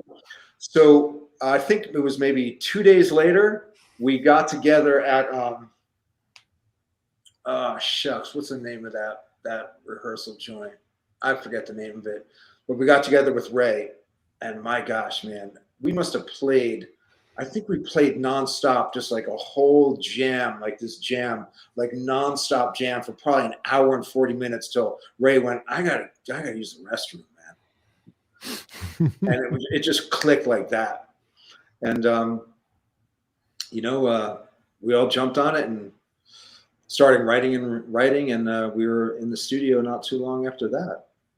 But sadly, man, that record went nowhere. It went right over everybody's heads, man. Like nobody really got that record. And that's another thing. I thought everybody was so brilliant on that record, and especially Ray. I mean, he's just amazing on that. It was a great record, I thought. Yeah, so did we. But it's one of those records. No one else, but yeah. So yeah, I think Well, that's great. Yeah. So Craig Sheehan has a super chat, but I don't see the question. And the same with Joe Furla. I don't see the questions, guys. So I'm not sure what's up. So we got this Alex Lawrence. Shout out to Dean's Playing. I attempted to learn one of his songs for a Christmas party, and oh Lord, mind you, I played in a Chick Corea cover band. Oh my gosh. Come on. Our stuff's child's play compared to that. I was going to say, what song was it? That's funny. By the way, Dean, how you doing on time? You all right? I'm all right, man. I'm Okay. all right. Joe, here's Joe's question. Dave, do you have any recommendations? There's a question for Dave on how to space equipment in your rack with cooling in mind. I have a Furman Sin 2, Sin 5050. I would tell you put a space between your 5050. An Alesis MIDI Verb in a 4 unit rack. He only has 4 spaces, so just put the Alesis above, power amp at the bottom, Alesis above that, and then the Sin above that, and the Furman. You got to leave a little space for the power amp to breathe. That one gets hot. Now, I did hear Stevie Fryette say that he barely keeps any space between his, and you can keep it and it'd be fine. But yeah, it just might melt chords and stuff. Yeah. He just said he keeps. No, like literally, like if the chords are laying across the top of the power amp where the tubes are, especially that one. I mean, you don't want to touch that. Well, the tubes are really hot. Tubes exposed. Yeah. Well, they're not exposed. The air conditioner, man. Set up by the air conditioner. Yeah, exactly. There you go. Put a fan on it. No, the 50-50, you're right. It's not exposed. The Sin 2. No, where the Sin 2 is not any issues, but the 50-50 is hot. So gotcha. It'll give it enough air though, because the Alesis thing's short, so it should be okay. Okay.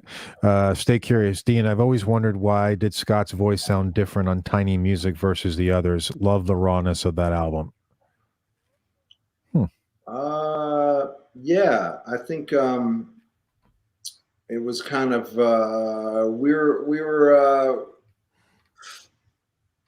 we'll put it this way, we were running on high test then.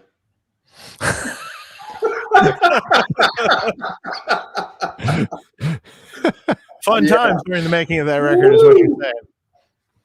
What's that? Wait a minute. Where did you make that record? Didn't you make it at the place in Malibu? No, we did that one out in the beautiful Santa Ynez Valley. Oh. Santa Ynez, man. We rented this house. Oh gosh, it was really nice. We rented this it was like a 30,000 square foot house on 100 acres. Mm-hmm. Yeah, we really went back to our blues roots, man. It was really, really nice. We wrote and recorded the record there. And what's interesting about that record, if you listen to that record in headphones, man, there's so much bleed going on because we had no separation. We're all that's the beauty of it though. Yeah. Right. That really is the beauty. It's like, hyper isolating everything, and especially, these days, hyper isolating everything, editing everything. Too pristine. It takes all the vibe out of it, man. It's like all those old records had bleed, like Led Zeppelin records, bleed, lots of bleed. That's yeah. So well, I can't push the hi-hat up because there's too much bleed. So oh well. I know, that's what it was, man. That's what it was. And we were all just up and running in the same room, loud. Yeah. Yeah. High test times. Yeah. I'd say Scott's voice was very much different on that record.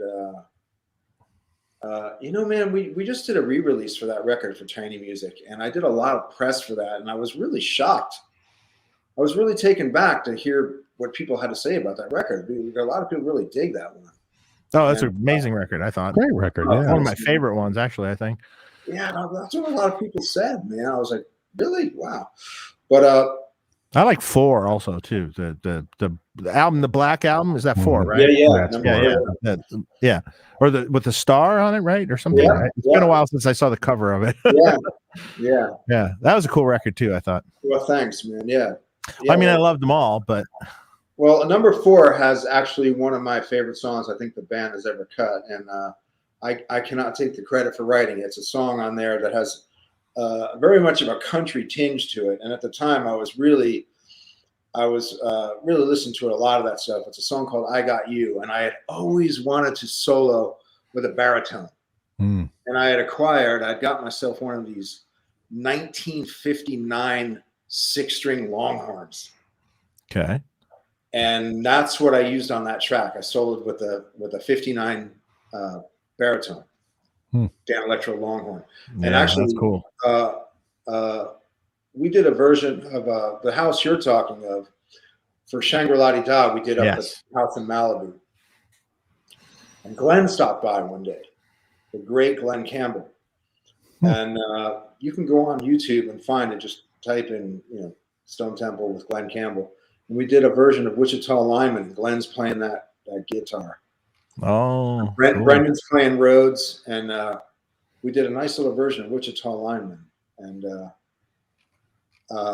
that was quite a day. Boy, that day emotionally really took it out of us with having Glenn up there and up at the house, and we did Wichita, and then Robert grabbed the guitar out of my hand, and I took the bass, and I didn't really know the song, but I was kind of watching the changes, and we did By the Time I Get to Phoenix. That one's not on YouTube though, but you can see Wichita, and boy, Glenn, that guy was something else, man. There's sometimes you meet people in life who are just electric. They're plugged in. They are just plugged in. Bukavac's one of them, right? Bukavac's one of them. I've had the great fortune of being in the studio with the great Steven Tyler. He's one of them. Glenn Campbell was surely one of them. They're just electric, man. Everything they do is just like, oh, that's really good. Yeah. I heard Gilmore's like that too. I never met David, but Ezrin said, "Oh, Gilmore's like that, man. He just never hits a clunker. He's always on it." I bet. Yeah. I'm sure. Amazing. I'm sure. I've seen him live a few times. Always great. Pasquale Morelli, bummer the Perdita tour was canceled. That record is fantastic display of songwriting. What acoustics do you use in the studio?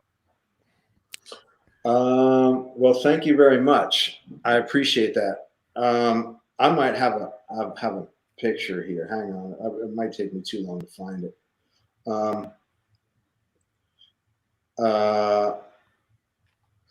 Well, we had a lot of acoustic instruments to choose from, man.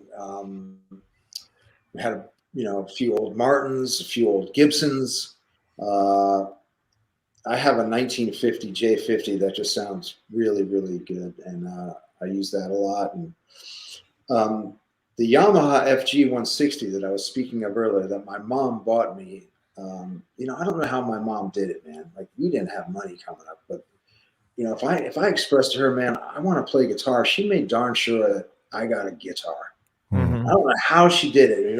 Hey, Mom, I want to play hockey. Okay, let's go get some skates. So she bought me this guitar. It was a 1970s Yamaha FG 160. And here's a little story for you. So I'm in the ISO booth. We were making Purple, and I had, this was only the second album, so I hadn't acquired a heck of a lot of acoustic guitars. And I'm in an ISO booth, and Brendan couldn't see me. And we had most of Brendan's guitars, these amazing old Martins and, some Gibsons and stuff like that. And I had my Yamaha there, and I'm going one by one. And Brendan's like, okay, next one. Oh, yeah, what's that one? I go, that's my Yamaha. Like, against all these Martin stuff, he's like, let's use that one. So my son Rocco, who has really kind of came into his own as a songwriter and a player, and he's just one of these cats that plays drums great, plays piano great, plays guitar, plays bass, he composes. And I gave him that guitar for his 16th birthday. So I had to borrow that from him while we were making Perdita, and it's really an extraordinary sounding guitar. And Robert brought in a lot of his stuff, and Eric had some cool stuff as well. A lot of wacky stuff too, like wacky stuff. Hang on a second. Let me see if I got this here. Hang on. Sure. And this might be a good time to remind everybody to subscribe to the channel. Okay, you guys ready for this? Yeah. So we use the heck out of these on Perdita, and they're just like junkers. Right. They're like make-believe DanElectros. But do they got a sound. That's that one. So you can hear this. Robert played the solo on a couple of things on this one. I mean, they're just like, yeah, that's wild. Are those currently made? Or are those? You can even tell. You can even tell here. Like over they have this thing. It's a really round, really kooky sound, like kooky. And I'm trying to think. Robert soloed with the Teardrop one. He used on. He soloed on I think Miles Away. That's the guitar he used on that. But it was that was kind of a lot of coming from the school of Brendan. It kind of sometimes sounds better when you have to like kind of work at it.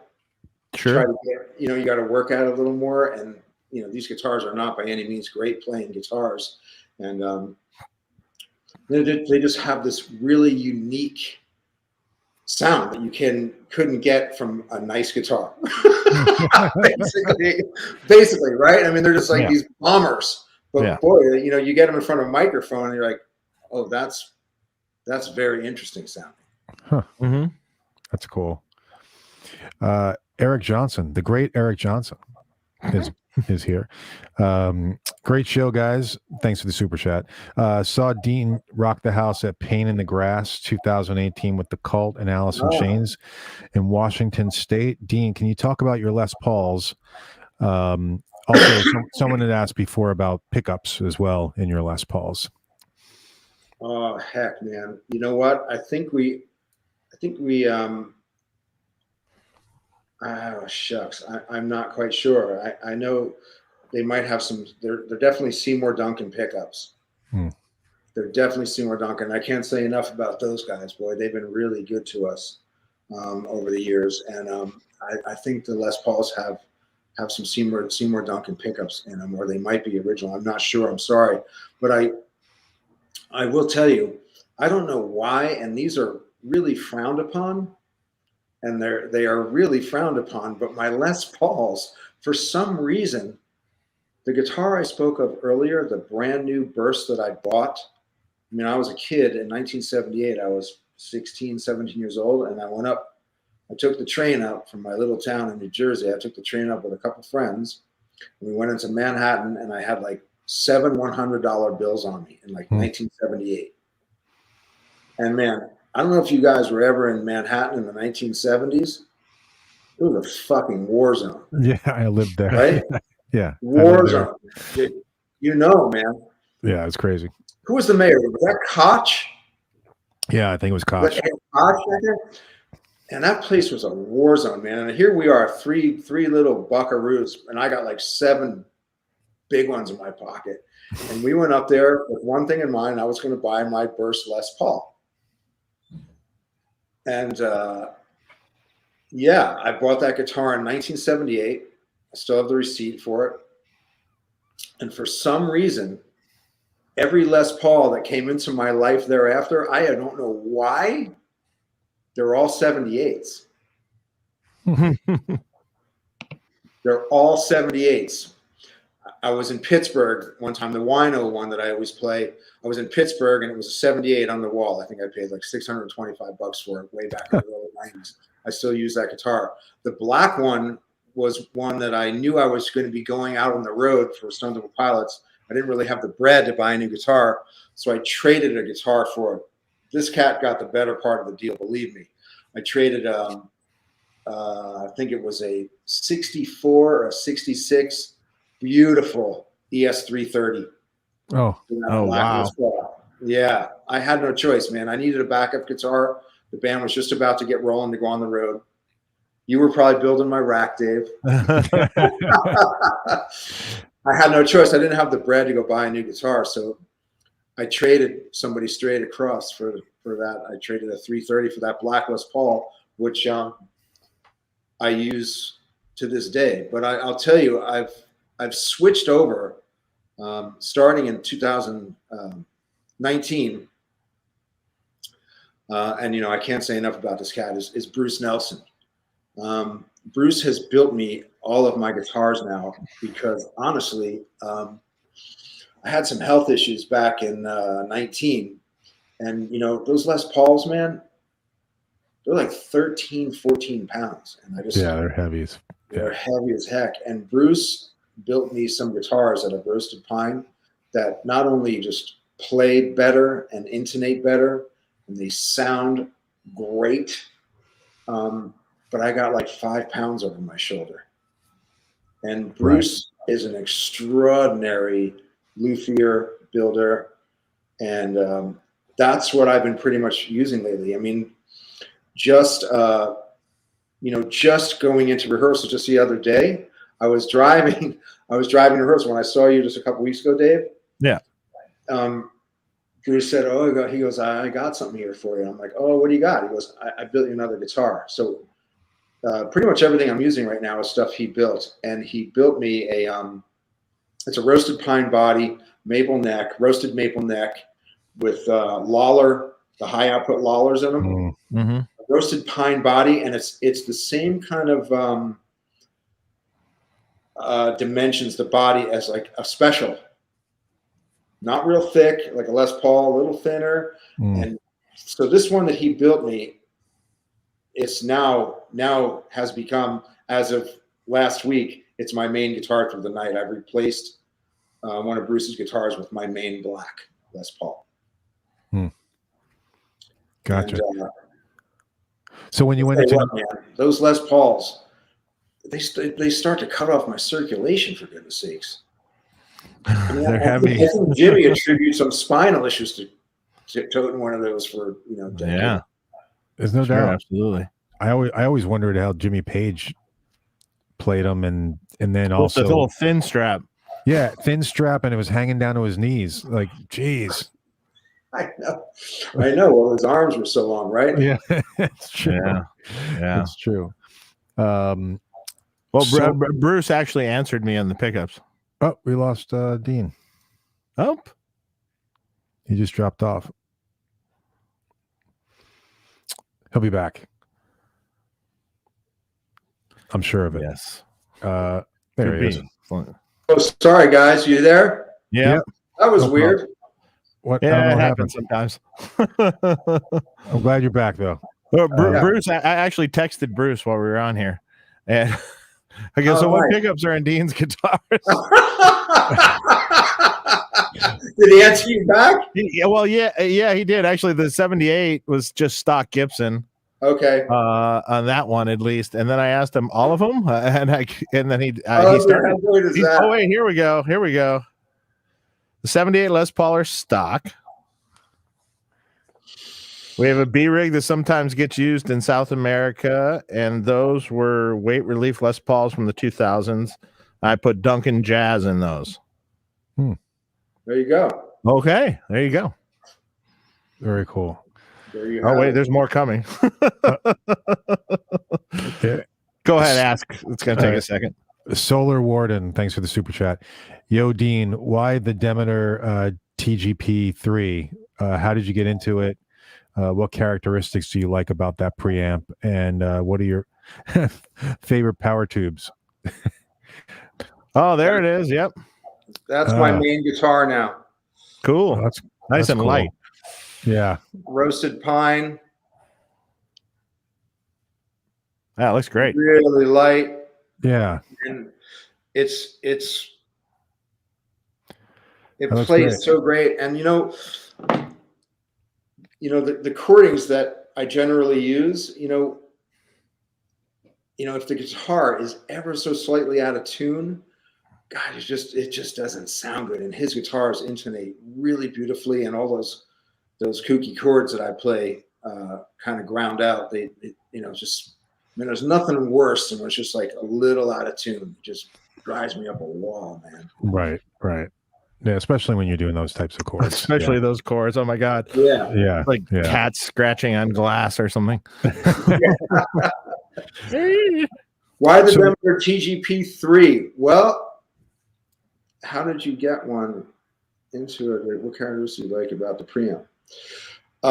There we go. There's a tube question. Yes. Favorite power tubes. Oh boy. You know what's cool about the Veradrive too? That Veradrive has an AX7 in it, which is kind of cool. Distortion box that has a tube in it, which is kind of cool. It's basically a little tube preamp, the distortion box that Rick Hamill made. Rick Hamill's actually I still use Rick Hamill to repair a bunch of things. Like Rick Hamill is the repair god of like echoplexes and all those really old funky things. If he can't repair it, it can't be repaired. Wow. Hey, will you do me a favor? Can you send me his email or his number?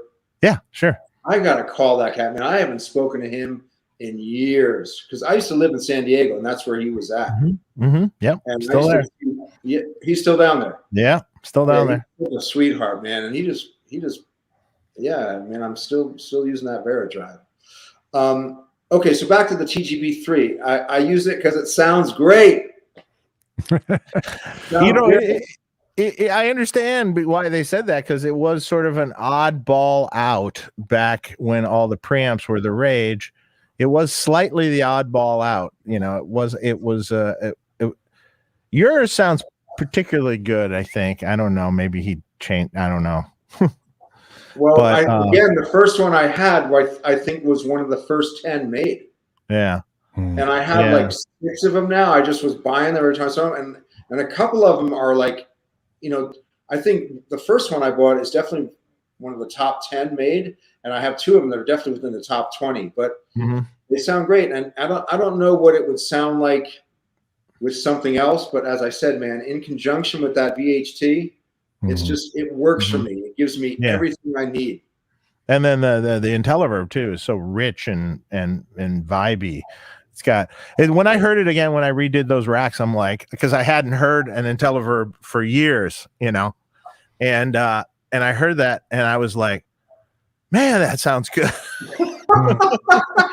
It does, man. It sounds. I'm like staring at the preamp and the power amp and the rack piece, and I'm like going, man, that's good. Right, so the next time we're across the street, you got to come over and get in front of it.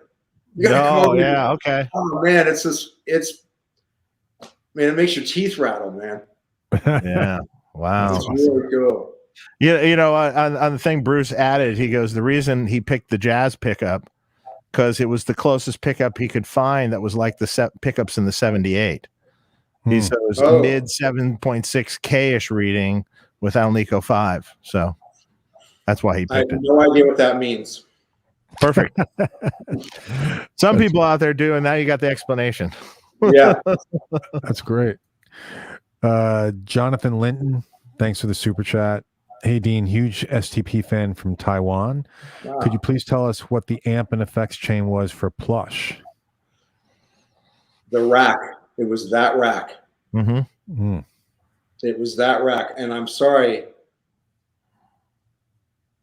I bet you Bruce would know the patch. I think it might be patch 111 on the IntelliVerb. I'm not sure. But it was basically my live rig was the Tone for Plush, the VHT amp, the Demeter preamp with the IntelliVerb. And I think it might be patch 111. I'm not sure. I altered it. I kind of cut back. I got into that thing and I kind of cut back on some of the effects. I just kind of reeled in the chorus kind of effect and I reeled in the delay. And I actually reeled it in a little more as years went on. I just didn't want so much of it. But that was the Plush tone, basically my live rig. Yep. That's great. Yeah. Dave Dougherty, thanks for the super chat. Dean, favorite tour lineup you've been part of, either headlining or opening? Thanks again, guys. Cheers. Thank you. Well,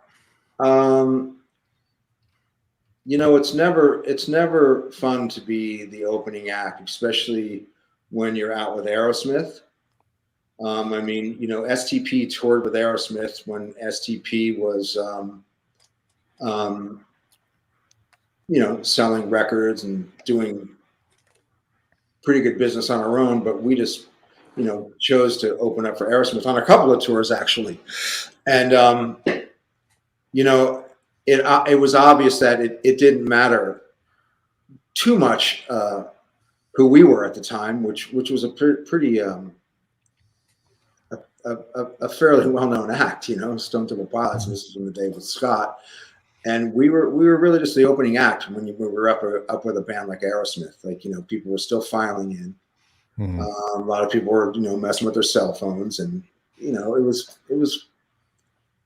was a complete honor because those guys were so impactful on all of us, such a part of our musical upbringing. But it was as amazing as it was also trying, being the opening act for such a legendary, huge band. And the same goes for that first real tour that we did opening for Megadeth back in the day. Oh wow. Ooh, wow. That was tough, man. We just had all little, oh my God, all the metalheads going, what's this? Oh, just it was once again, it was people filing in, and we come out and we're doing basically the first record, and it was just, it was torture. It was people yelling at us, obscenities, and God bless him, Mr. Mustaine actually would walk out on stage. We needed this much help. Dave would walk out on a few nights and be like, hey, you know what? I handpicked these guys. You better be respectful. You know what? I handpicked these guys. And these are friends of mine. So be cool. I was like, wow, far out, man. Yeah, that's cool. And then, nice it was really cool. And then, sex type things started gaining some momentum. And then, when Plush hit, wherever we were playing with Megadeth, we noticed when we go on, boy, the places were full. There's nobody filing in anymore, and nobody. Right. Yeah. It was like, all right, things are changing, man. The weather's changing. But Dave was real good to us, man. Real good to us. And I'll tell you, this last tour we just did, the last couple tours we did were amazing, man. That Rev 3 thing we did with Bush and the Colt, boy, that was a great tour, man. It was a great tour, and Bush are just amazing live, man. They're just amazing Oh, yeah. live band. And it's not until you really sit down and hear them and watch them, you're like, oh yeah, these guys, there were a lot of hits, man. Not that that means anything, but and of course the Cult, and so that was a nice tour, and the tour we just did with Rival Sons, was really a great tour. But gosh, I could go on and on. There's so many bands. Back on the Purple tour, it was a great tour we did with. I was up real late one night watching MTV. Now, MTV Kids was a television station that used to play videos. Music. It used to have music. Absolutely. I was watching 120 minutes one night, middle of the night, and I'm watching, and this band, Jawbox, comes on. Do you guys remember them? No. Jawbox? They were out of DC, and they did a record called, I think it's called For Your Own Special Sweetheart. And I forget the name of the song, and I just fell in love with them. And we brought them out on the road, and the Meat Puppets, and that was a great tour.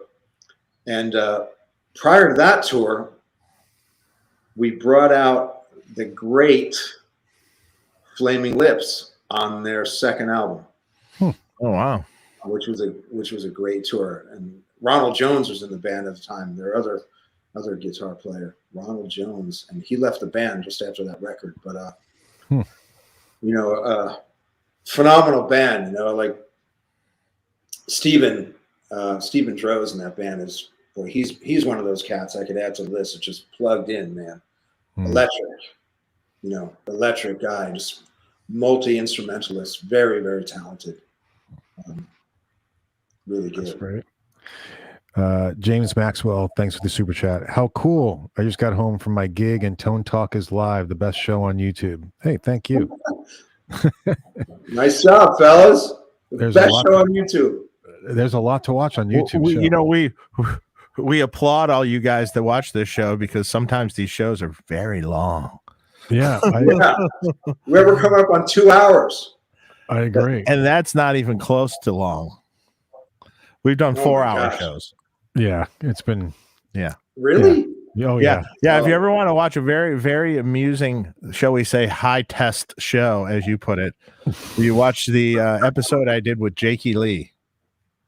Oh, wow. In the same room in Vegas. Oh, shoot. Drinking. It's quite the. It was high test. Quite the spectacle. It's quite the high test show. Yes. By the end of it, Hey, June. Couldn't speak anymore. Junie. Yeah. What you doing? Come here. Want to say hi? My girls are probably wondering, what's Dad doing out there? What's Dad doing all this while out there? Hey, he's been gone a long time. Hi. Hey there. Hi. Hello. Does she look like someone? Yes. Yes. Totally. Your name is June? You're live. This is Mark and this is Dave. Nice to meet you. And you're live on YouTube right now. Yeah. Yeah. Live. That's amazing. Yeah. Yeah. Hello. We have like 400 people watching right now. All right, baby. I'm going to finish up here. Okay, Dad. Love you. Love you. Bye. Very cute. Very Nice. cute. That's inspiration, man. Exactly. How many kids do you have, Dean? 2. 2? Yep. I have an 8-year-old son and June's 9. Ah. Yeah. That's great. Zeke. And then you have an older. Didn't you have an older son or no? Yes. Yeah. Rocco's 18. Yeah. Rocco's 18. Yeah. And that was from previous marriage or something. Rocco's from he has a different mom, and June's from my current wife. Ah. Yep. Cool. Zeke. Dean, still have my talk show cassette tape. And Dave, we are ready for your take on the new vintage line AC30. Come on, Dave. Actually, I'm going to do an AC30. What are you waiting on? Give me a minute. I'm doing it. Get it going. And then I'll let you check one out. Oh man, I'd love to get that up on stage. Yeah. So my AC30s, I used to bring out my old vintage ones. Yeah. And man, I tell you, man, by the grace of God, I've always had just great luck. But my gear never broke. Mm-hmm. and I had all my old ones out there with the tubes upside down, this Oh yeah. worst design ever. I went to newer ones that have a master volume. Yeah. Because I've turned down over the years, man, those AC30s are loud. And so yeah, I was really helped out by those cats and Dave Unger, who was with them, and boy, they were so kind to us over there. And we got a couple of them with the master volume that really helps out a lot. Cool. So you gonna put a master volume on yours? Maybe yours. Maybe mine. I don't want them in pink though. No, Okay. no, it's going to be pink now. Now you cursed it. How about orange? Can I do orange? You can do orange. Does Dean remember what Mesa boogie he used in Mighty Joe Young? He let me sit on one night in Bakersfield. It was a hoot. Oh my gosh, that sounds amazing. Do you know Mesa what? Boogie. I don't know, man. Does he remember me using a boogie? I don't remember. I don't remember. I do remember a gig in Bakersfield, and we went to stay at these people's house because it was oh shucks, I kind of remember this gig. If it was a very early on gig, and we went to these people's house because we didn't have bread for a hotel or anything. We went to these people's house, and they had 3 Great Danes, maybe 2, maybe 3. And the Great Danes, their ears weren't cut, so they had these big floppy ears. And when you sat down on the cage and on the couch or something, the dog's head was like looking down at you. I remember this one kind of gave you a look like, "I'll give you a 5-second lead." And I remember Scott was on the couch and his dog's looking down at him, and he looks at me like, "We're fucking out of here. These dogs are going to eat us." And we split. I don't know where we went, but maybe it was that night. And I don't remember using a boogie. That's funny. Did you ever use like backline stuff or anything like that, or Like Rent Backline or somebody else's? Yeah. I mean, we did when we would like go to South America or Europe just for, it's so expensive to ship gear. And that's when I was in Finland and I used like some 20 or 25 watt Celestians, and I really noticed it, and I didn't dig it. Gotcha. But I always kind of travel with my rack and my pedal board, and if I need to rent backline, I would do so. Gotcha. We just have a few more questions, Dean. I know it's approaching 2 hours for you. Brendan Mowat Smith, thanks for the super chat. Thanks for doing this, guys. Dean is my fave. Do you remember what you used on And So I Know, and was there any particular influence on that track?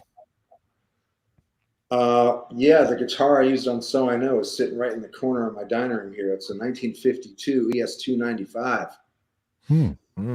It's sitting right over in the corner, and I use that and a Strat, a 56 Strat. And the house I was telling you about, we recorded in the foyer of this place. Literally, the chandelier was as big as my dining room. This foyer was like a 3/4 size of a gymnasium. Wow! And we used the reverb you hear on that track is the room. That's how verby the room was. So yeah, I used that 295, and I used a Strat on that, and the solo. Oh heck, I don't rightly remember what the solo was. It was Brendan's guitar. We cut the solo down in Atlanta at Southern Tracks, and I used one of Brendan's. It was a jazz box. It was some type of Gibson hollow body. I forget what it was actually. Okay. David Addington said, he clarified that it was a 1x12 combo with an extension speaker. I guess that's the Mesa boogie that he was talking about. Oh wait, a 1x12 combo. Oh shucks, I don't remember that. For a little while, and dig this, man.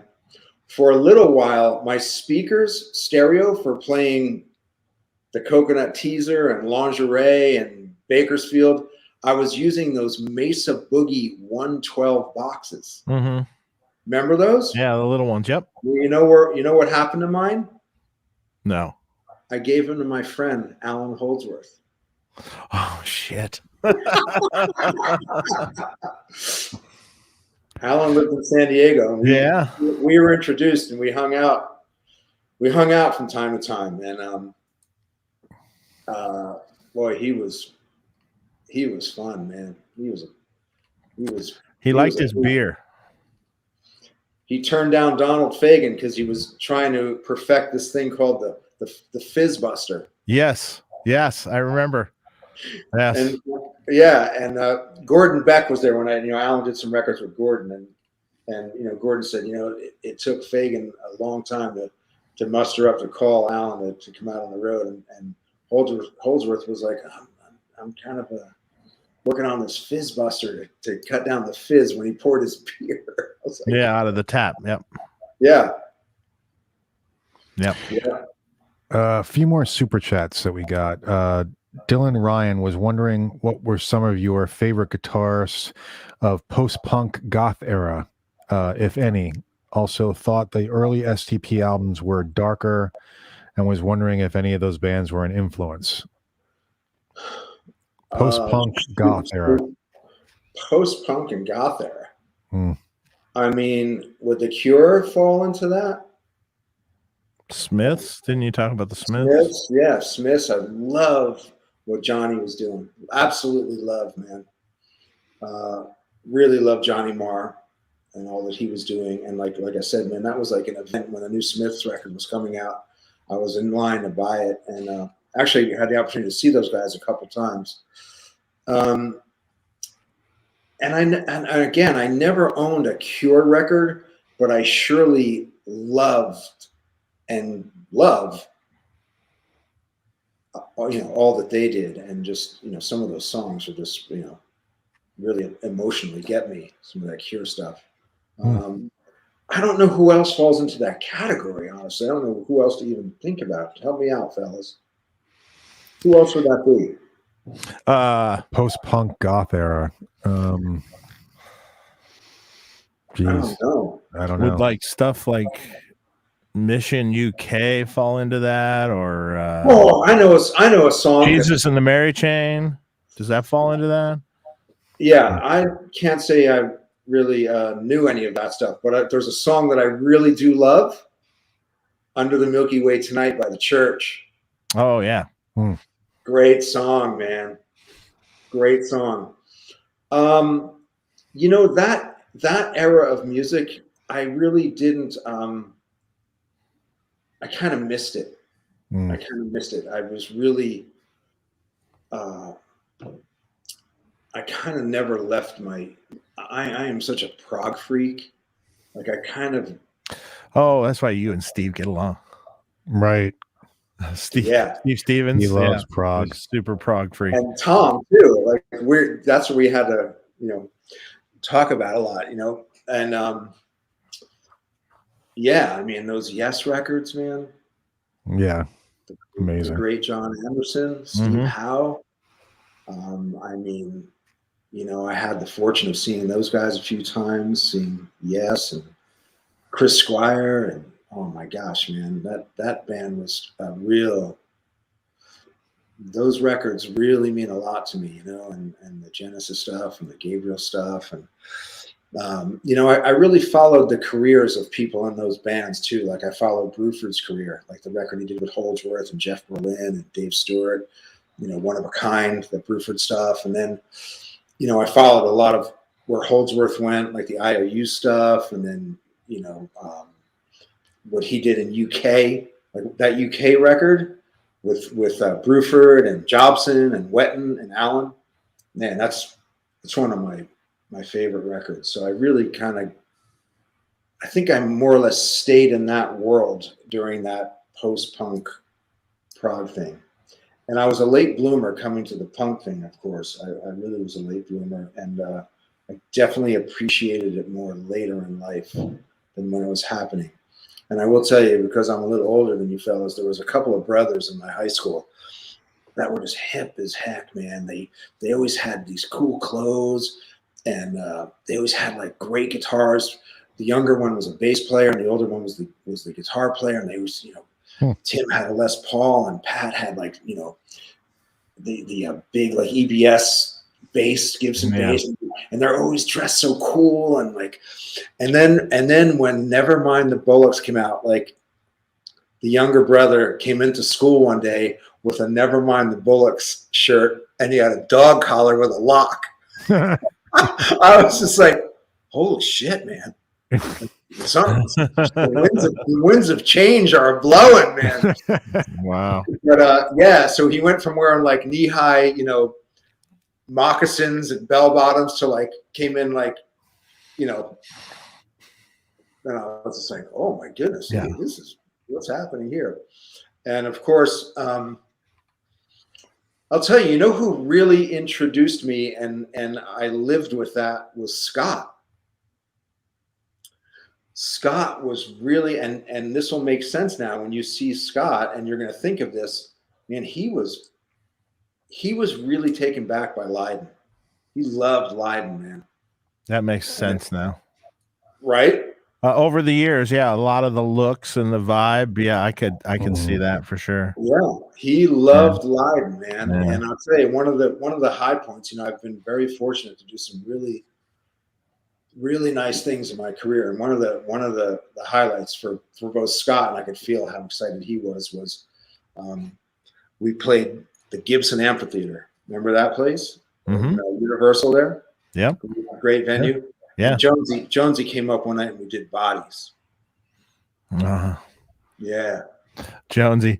Every year, well, until COVID, I would go to Jerry Cantrell's birthday party. Of course you did. And I don't think you can come on camera dressed like that, baby.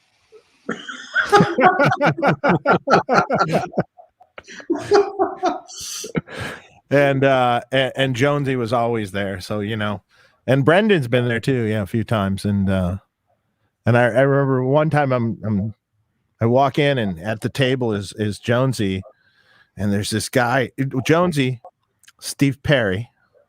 Oh, okay. Yeah. And then there's this guy telling Steve Perry that he should be the singer for the Sex Pistols. Wait, was Jonesy saying that or some dude? No. Some other guy was saying that, and I'm just like listening to this, going, "Oh."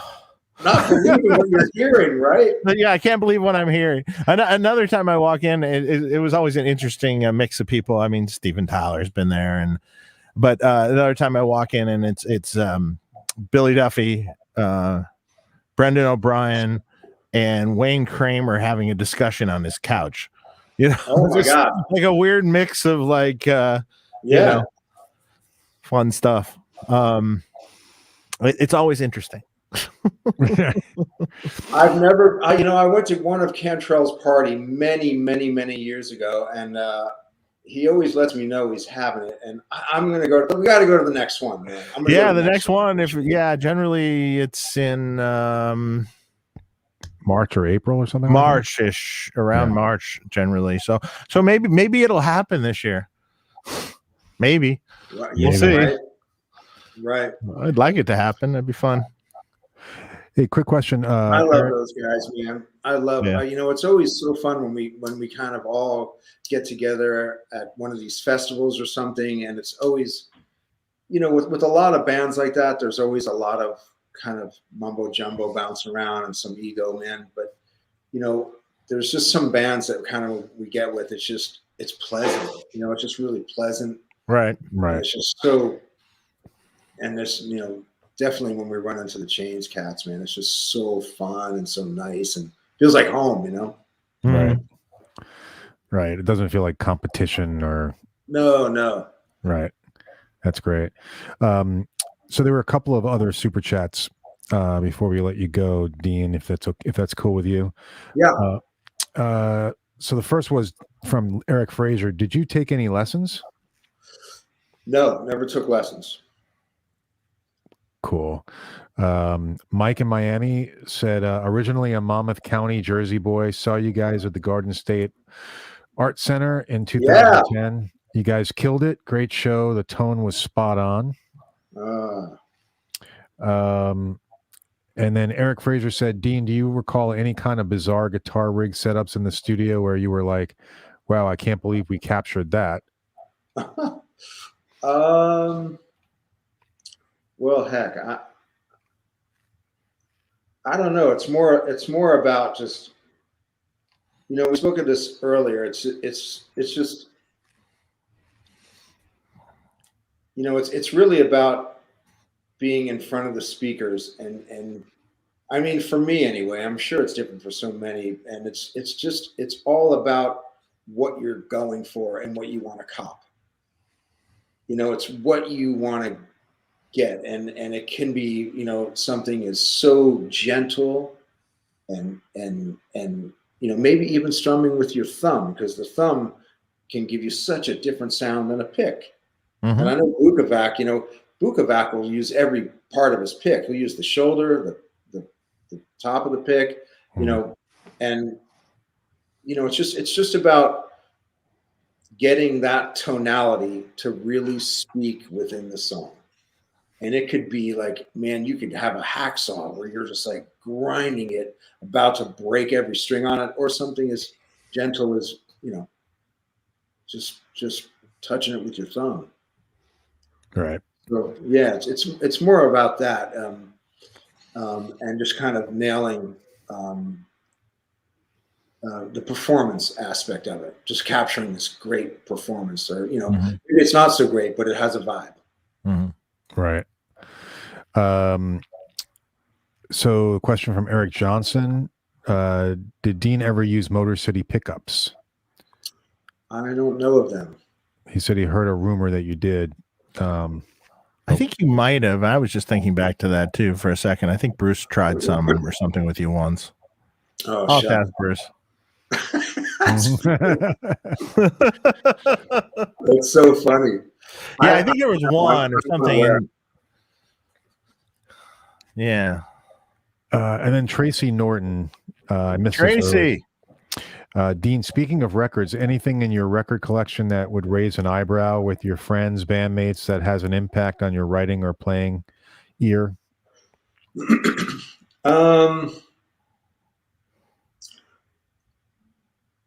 Yeah, the new Trip the Witch record. Yeah, that's not in your record collection yet, though. Well, it's in my phone. But I'll tell you, man, one of the beauties of this whole onslaught and these platforms that we have, are you guys noticing how talented, like amazingly talented musicians are these days? Mm-hmm. Like, what's in the water nowadays? Because I know how I was playing when I see some people playing, young men and women playing like I've never seen before. Like, the level of talent is through the roof, and I'm so grateful for them that they have this platform to display their talents, via Instagram or what have you, and I tell you, man, I really go down the rabbit hole and just see these people playing, and I'm so knocked back, man. Like, are you guys noticing that the level of talent now is just like through the roof? Yeah, I mean, it's just amazing players. I mean, I'd like to see it translate into more songs. More songs, more great albums. But yeah, there's some incredible people out there who are doing some great playing. It really is. Well, that's the thing. There's the virtuoso and there's the songwriter, and there's that happy medium. Yeah. Yeah. And, I'll take the songwriter. Not Mr. Tommy Bukovac has it all. He does. Yeah, I'm looking forward to his solo album too. So how about this? Well, how about to add on to that question? Favorite album you've ever owned? Oh heck, gosh, that's hard, man. Or narrow it down to a couple. I mean, there's moments in songs, and I'll tell you what. this is almost a sickness, and I'm gonna lay this on you. There's not much music anymore that I really enjoy listening to, because I really only listen to music anymore for a feeling. For a feeling. I want to be put in either a sad state, I want to be put in a melancholic state. And there's not a lot of songs that do that to me. And like I said earlier, like my kids really turned me on to some great stuff. This Mitski record that my daughter turned me on to, and my son turned me on to like this Men I Trust stuff. And, you know, and there's some moments on some older records, you know, there's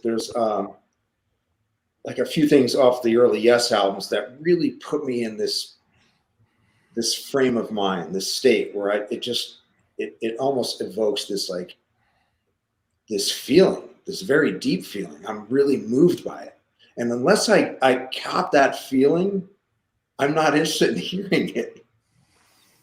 Right. It's really weird. It's almost like it sounds almost like a very drug-related kind of analogy there. But unless I'm really affected by it and get a feeling from it, I'm not interested. Okay. Yeah. No, that makes sense. It's wacky, right? Because, no, I kind of understand that. Yeah. Yeah, I get it. Maybe I'll grow out of it. I don't know. I mean, I know that when I'm feeling sad or nostalgic, you know, or I'll put on certain music for that. Yeah. For that feeling. Yeah, no doubt. Definitely. Yeah. Easy G, thanks for the devil yen. My first rock album was the Thank You collection with a DVD from STP. After that, I decided to play the guitar and went shopping for a Les Paul AC-15. Look at that. Oh, there you go. Nice, Very man. nice. That's a good amp. The AC-15, man. That's a good amp. Nice. Yeah. I know we can be here all night. Dean, there's a couple that there's Dennis from Canada, it looks like. Yeah. Did I miss it? Yeah, big one. What you got? I got it. Hey, Dean, I always felt that you and your playing style were the natural evolution of Jimmy Page in his prime. Oh, come on. Was he an influence of yours? Yeah, we did ask that earlier. Cheers, and also happy birthday. Oh, is it your birthday? Geez, that's coming up. Saw you guys years ago in Ontario, Canada with Scott. Oh, well, glad you were there, man. I mean, that kind of comment, I don't know. I surely do appreciate that, but I'm glad you said it, because I could never. But I tell you, if you're a guitar player, man, and you came up through the 70s, the 1970s, and you're about to hit the age that I'm at, how could not have Jimmy Page influenced you? I mean, absolutely. You know, we look at those records and we can still put those records on and be so moved and knocked back by that stuff. And again, yeah, I sure as heck was influenced by Jimmy greatly. Who wasn't? Yeah. You know, whether you were a player or not, those songs. And I think what really I think what I enjoyed most about Jimmy's playing was how he orchestrated a song. Yes. You know, he was just a master at that, man. Yeah. And, you know, just kind of the layering of parts, like the you know, the archaic overdubbing that was done at the time, you know. And man, what he was doing on Presence was just really, yeah. You know, you put that stuff on now, and you know, that could have been cut last week, man. Yeah, it's really. So actually, if it was cut last week, it wouldn't have been as good. Yeah, maybe. That's a whole nother path to go down. Yeah, but I love Townsend too. I don't know if you were a Who fan. I love Townsend, man. Yeah, Townsend's amazing. Page, Townsend, Aerosmith, of course, in the 70s, at least, like, you know, the Rocks record kills me. The Rocks records, that's my favorite one. Hey, Sounds man, amazing. you guys ever see that ARP thing where there's a segment of it? I'm gonna email it to you guys. Mm-hmm. It's on YouTube. It's a promotional thing, kind of a tutorial, not a tutorial, but a documentary on the ARP thing. Man, I don't know what song it was. I think it was off Who Are You? Yeah, I think I know what you're talking about. Yeah. All that stuff that I thought was keyboards. Yeah. That's Pete playing guitar through that ARP thing. Uh-huh. And Townsend was, oh man, he was so brilliant, man. So brilliant. Like, have you guys heard the isolated track to Who Are You? Yes. Yes. See, the beauty, I always thought the beauty of Townsend was, so he had such a solid band, you know, you had John Entwistle and everything. And so it created this space for him to, it was a living, breathing thing, the guitar parts. It wasn't like verse, chorus, bridge, blah, blah, blah. That the first verse is not like the second verse. And if you listen, you know, the guitar parts, he's like jamming along to this bass, and whatever came out and whatever inflection he put on the chord, or if he strummed it a little different or did an upstroke, it's all different throughout the entire song. So that's sort of like John Bonham's drumming. So John Bonham's drumming is not standard verse, chorus either. He's constantly putting accents in and different things in different spots. And it never repeats itself the same way. Absolutely. And so it moves, it has movement. And that's the brilliance of Townsend, I think. And John Bonham, of course, for what he did with Zeppelin. Yeah, and isn't it interesting how every time you saw some footage of Pete cutting guitar in the studio, he's standing up. Mm-hmm. He's standing up, digging in, man. And like you said, man, just going for it. Yeah. Going for it. Mm-hmm. You know, we were listening to a record many years ago, a record by this band, and I'm not going to mention any names. And we were in the studio, and we're listening to this record, and somebody made a comment saying, "That sounds like a bunch of guys sitting down." And I just that stuck with me, man. Yeah. That kind of does. Yeah. And it stuck with me. And, you know, you see all those pictures of Jimmy when he's in the studio, man. He's standing up. Uh-huh. They're all standing up, like going for it, man. Yeah. It's interesting. And you know, now, when I was young and pretty, fellas, I would stand up too. But now that now that I'm old, my back hurts. I'm not going to stand up anymore. Yeah. Unless I have to. Yeah, there's a point where everybody has to sit down at some point. So what was I going to say? There was another question. You were about to say, Dean, I'm going to come over and tuck you in. It's getting late. I'm looking at Dave. Do you see any other questions? I don't know. I think, you know, if we miss something, ask us and we'll find out. Yeah. Definitely. I can always email Dean or stop by his house, one or the other. Whatever you prefer. You got a long trip, Mark, if you're going to do that from Florida. I'm actually heading, I might see Tom Bukovac in a couple weeks. I'm heading over to Nashville. Oh, nice, man. Yeah. You're going to meet Buki before I do. Oh, I hung out. I actually went to see him at the first Ann Wilson show in Fort Myers. Oh, far out, man. And got to hang out with Tom on his bus, actually. It was cool with the band, with Ann Wilson. And they were great. Great band. Yeah. Yeah. Yeah. Yeah. So who's playing bass? Is it Tony? Yes. Okay. I think that's his name, right? Bald guy? I'm not sure. Yeah, I don't know. I spoke with Tony, but he had a hat on. So the other guitar player is Paul. Yeah, Paul Moak. Yeah, and I think Tony is the bass player. Yeah, Okay. and I forget the drummer's name.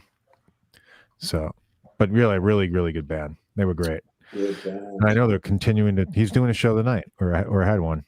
So, well, look, I can't thank you enough, Dean, for coming on. You're one of my favorite guitar players. I've been a huge STP fan for many years, and thank you, man. to have you on is an honor. Yeah, well, I only did it because this guy and I go so far back. I don't do any of this stuff, man. I don't do any of this stuff. But when Dave reached out, I was like emailing him and I go, hey, it's we go way back. He's like, you're right. we go way Shit, back. man. 30 years, man. Yeah. Well, something like that for sure. Yeah. Well, 1991. 90. Yeah. Crazy. Jeez. Holy crap. Isn't that crazy? You think of the 90s and you're like, Oh my God. It seems like yesterday, kind of. right? I know, man. I know. I just like someone's, yeah. It's like routinely it happens with my kids. So I have a young son that's 10, right? And someone looks at me and goes, how old is your son now? 10. 10? Wasn't he just born? Yeah, 10 years ago. The kids really Yeah. make this mark. The kids really make this mark. Yeah. I look at my little girl, my wife and I. We just can't believe. We're like, yeah, my gosh, I just remember when you were a baby, Yeah, and all of a sudden my 10-year-old became an adult recently, it seems like to me. It's like, what did you just say? That's awesome, man. Is he screaming at his video game or something? Is he laying music on you? Maybe because I'm telling you, how I'm staying current is from my daughter and my son. Oh man, he's not. No. I mean, he likes music. He likes music, but he's not really like deep into music. Okay. So no instruments. Video games. He likes video games. Of course. And more video games. You have My any kids, son. Mark? Yeah, I've got two. I've got a 23-year-old daughter. Oh shoot, dude. Yeah, who graduated college and is working now. And then I also have a 16-year-old son who's a junior in high school. Just started back into school this week. So, yeah. Well, congratulations, you made it. Yes, exactly. I've got 2 more years, and then I'm going to be an empty nester, which is insane. Yeah, I'm not going to be for a while. Yeah, but I had 3 girls. I had 3 older girls also from a previous marriage from a million years ago, and so they're 28, 26, and 24. Wow. One the oldest one lives young, man. Yeah, the oldest one lives in New Orleans now, and the middle one is living in Arizona now, and the younger one recently completely moved out of my house. So she was living in my guest house, and then she just moved in with the boyfriend. All right, well. So there you go. There you go. Good. So you got 1 more left. Yeah, but I got to wait 10 years. Yeah. Yeah, a little while longer. Well, that's great. Thanks for having me on. Oh, it's just I appreciate pleasure. it. Yeah, no problem. It's a good hang. I'll see you in a couple weeks. We'll be back rehearsing. We have a gig on September 3rd. So, okay. Where's your gig on September 3rd? Michigan. Oh, yes. Yeah. It's the Arts Beats and Eats Festival thing. Yes. Yeah. Yes, because I talked to Tater about I love that guy. By the way. There's 2 musician buddies of mine that Tater knows. There used to be a band in Detroit called Seduce. And this guy David Black, he was during the 80s. They were the largest thing in the thing. And they did a record for IRS. Anyway, he's a good friend of mine, and I'm like, hey, you should get David to go to the show. And then this other younger guitar player, Sammy Bowler, who's in his 20s. That's another one of those young pups. That's an amazing guitar player. Oh man! So yeah, he's phenomenal. And I was gonna Tater said he'd hook him up or whatever. So. Oh yeah, absolutely. To go, you should meet those guys. Those are good dudes, really good dudes. All right, I'll get with Tater. Yeah. And I'll see you in a couple of weeks, man. We'll be in for, I think, a day or two. Yeah, sure. Absolutely. I'm across the street.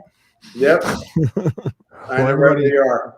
Hang on, Dean, while we say goodbye off the air real quick. Okay. But everybody, thanks for watching the show. Really appreciate everybody. Have a great weekend.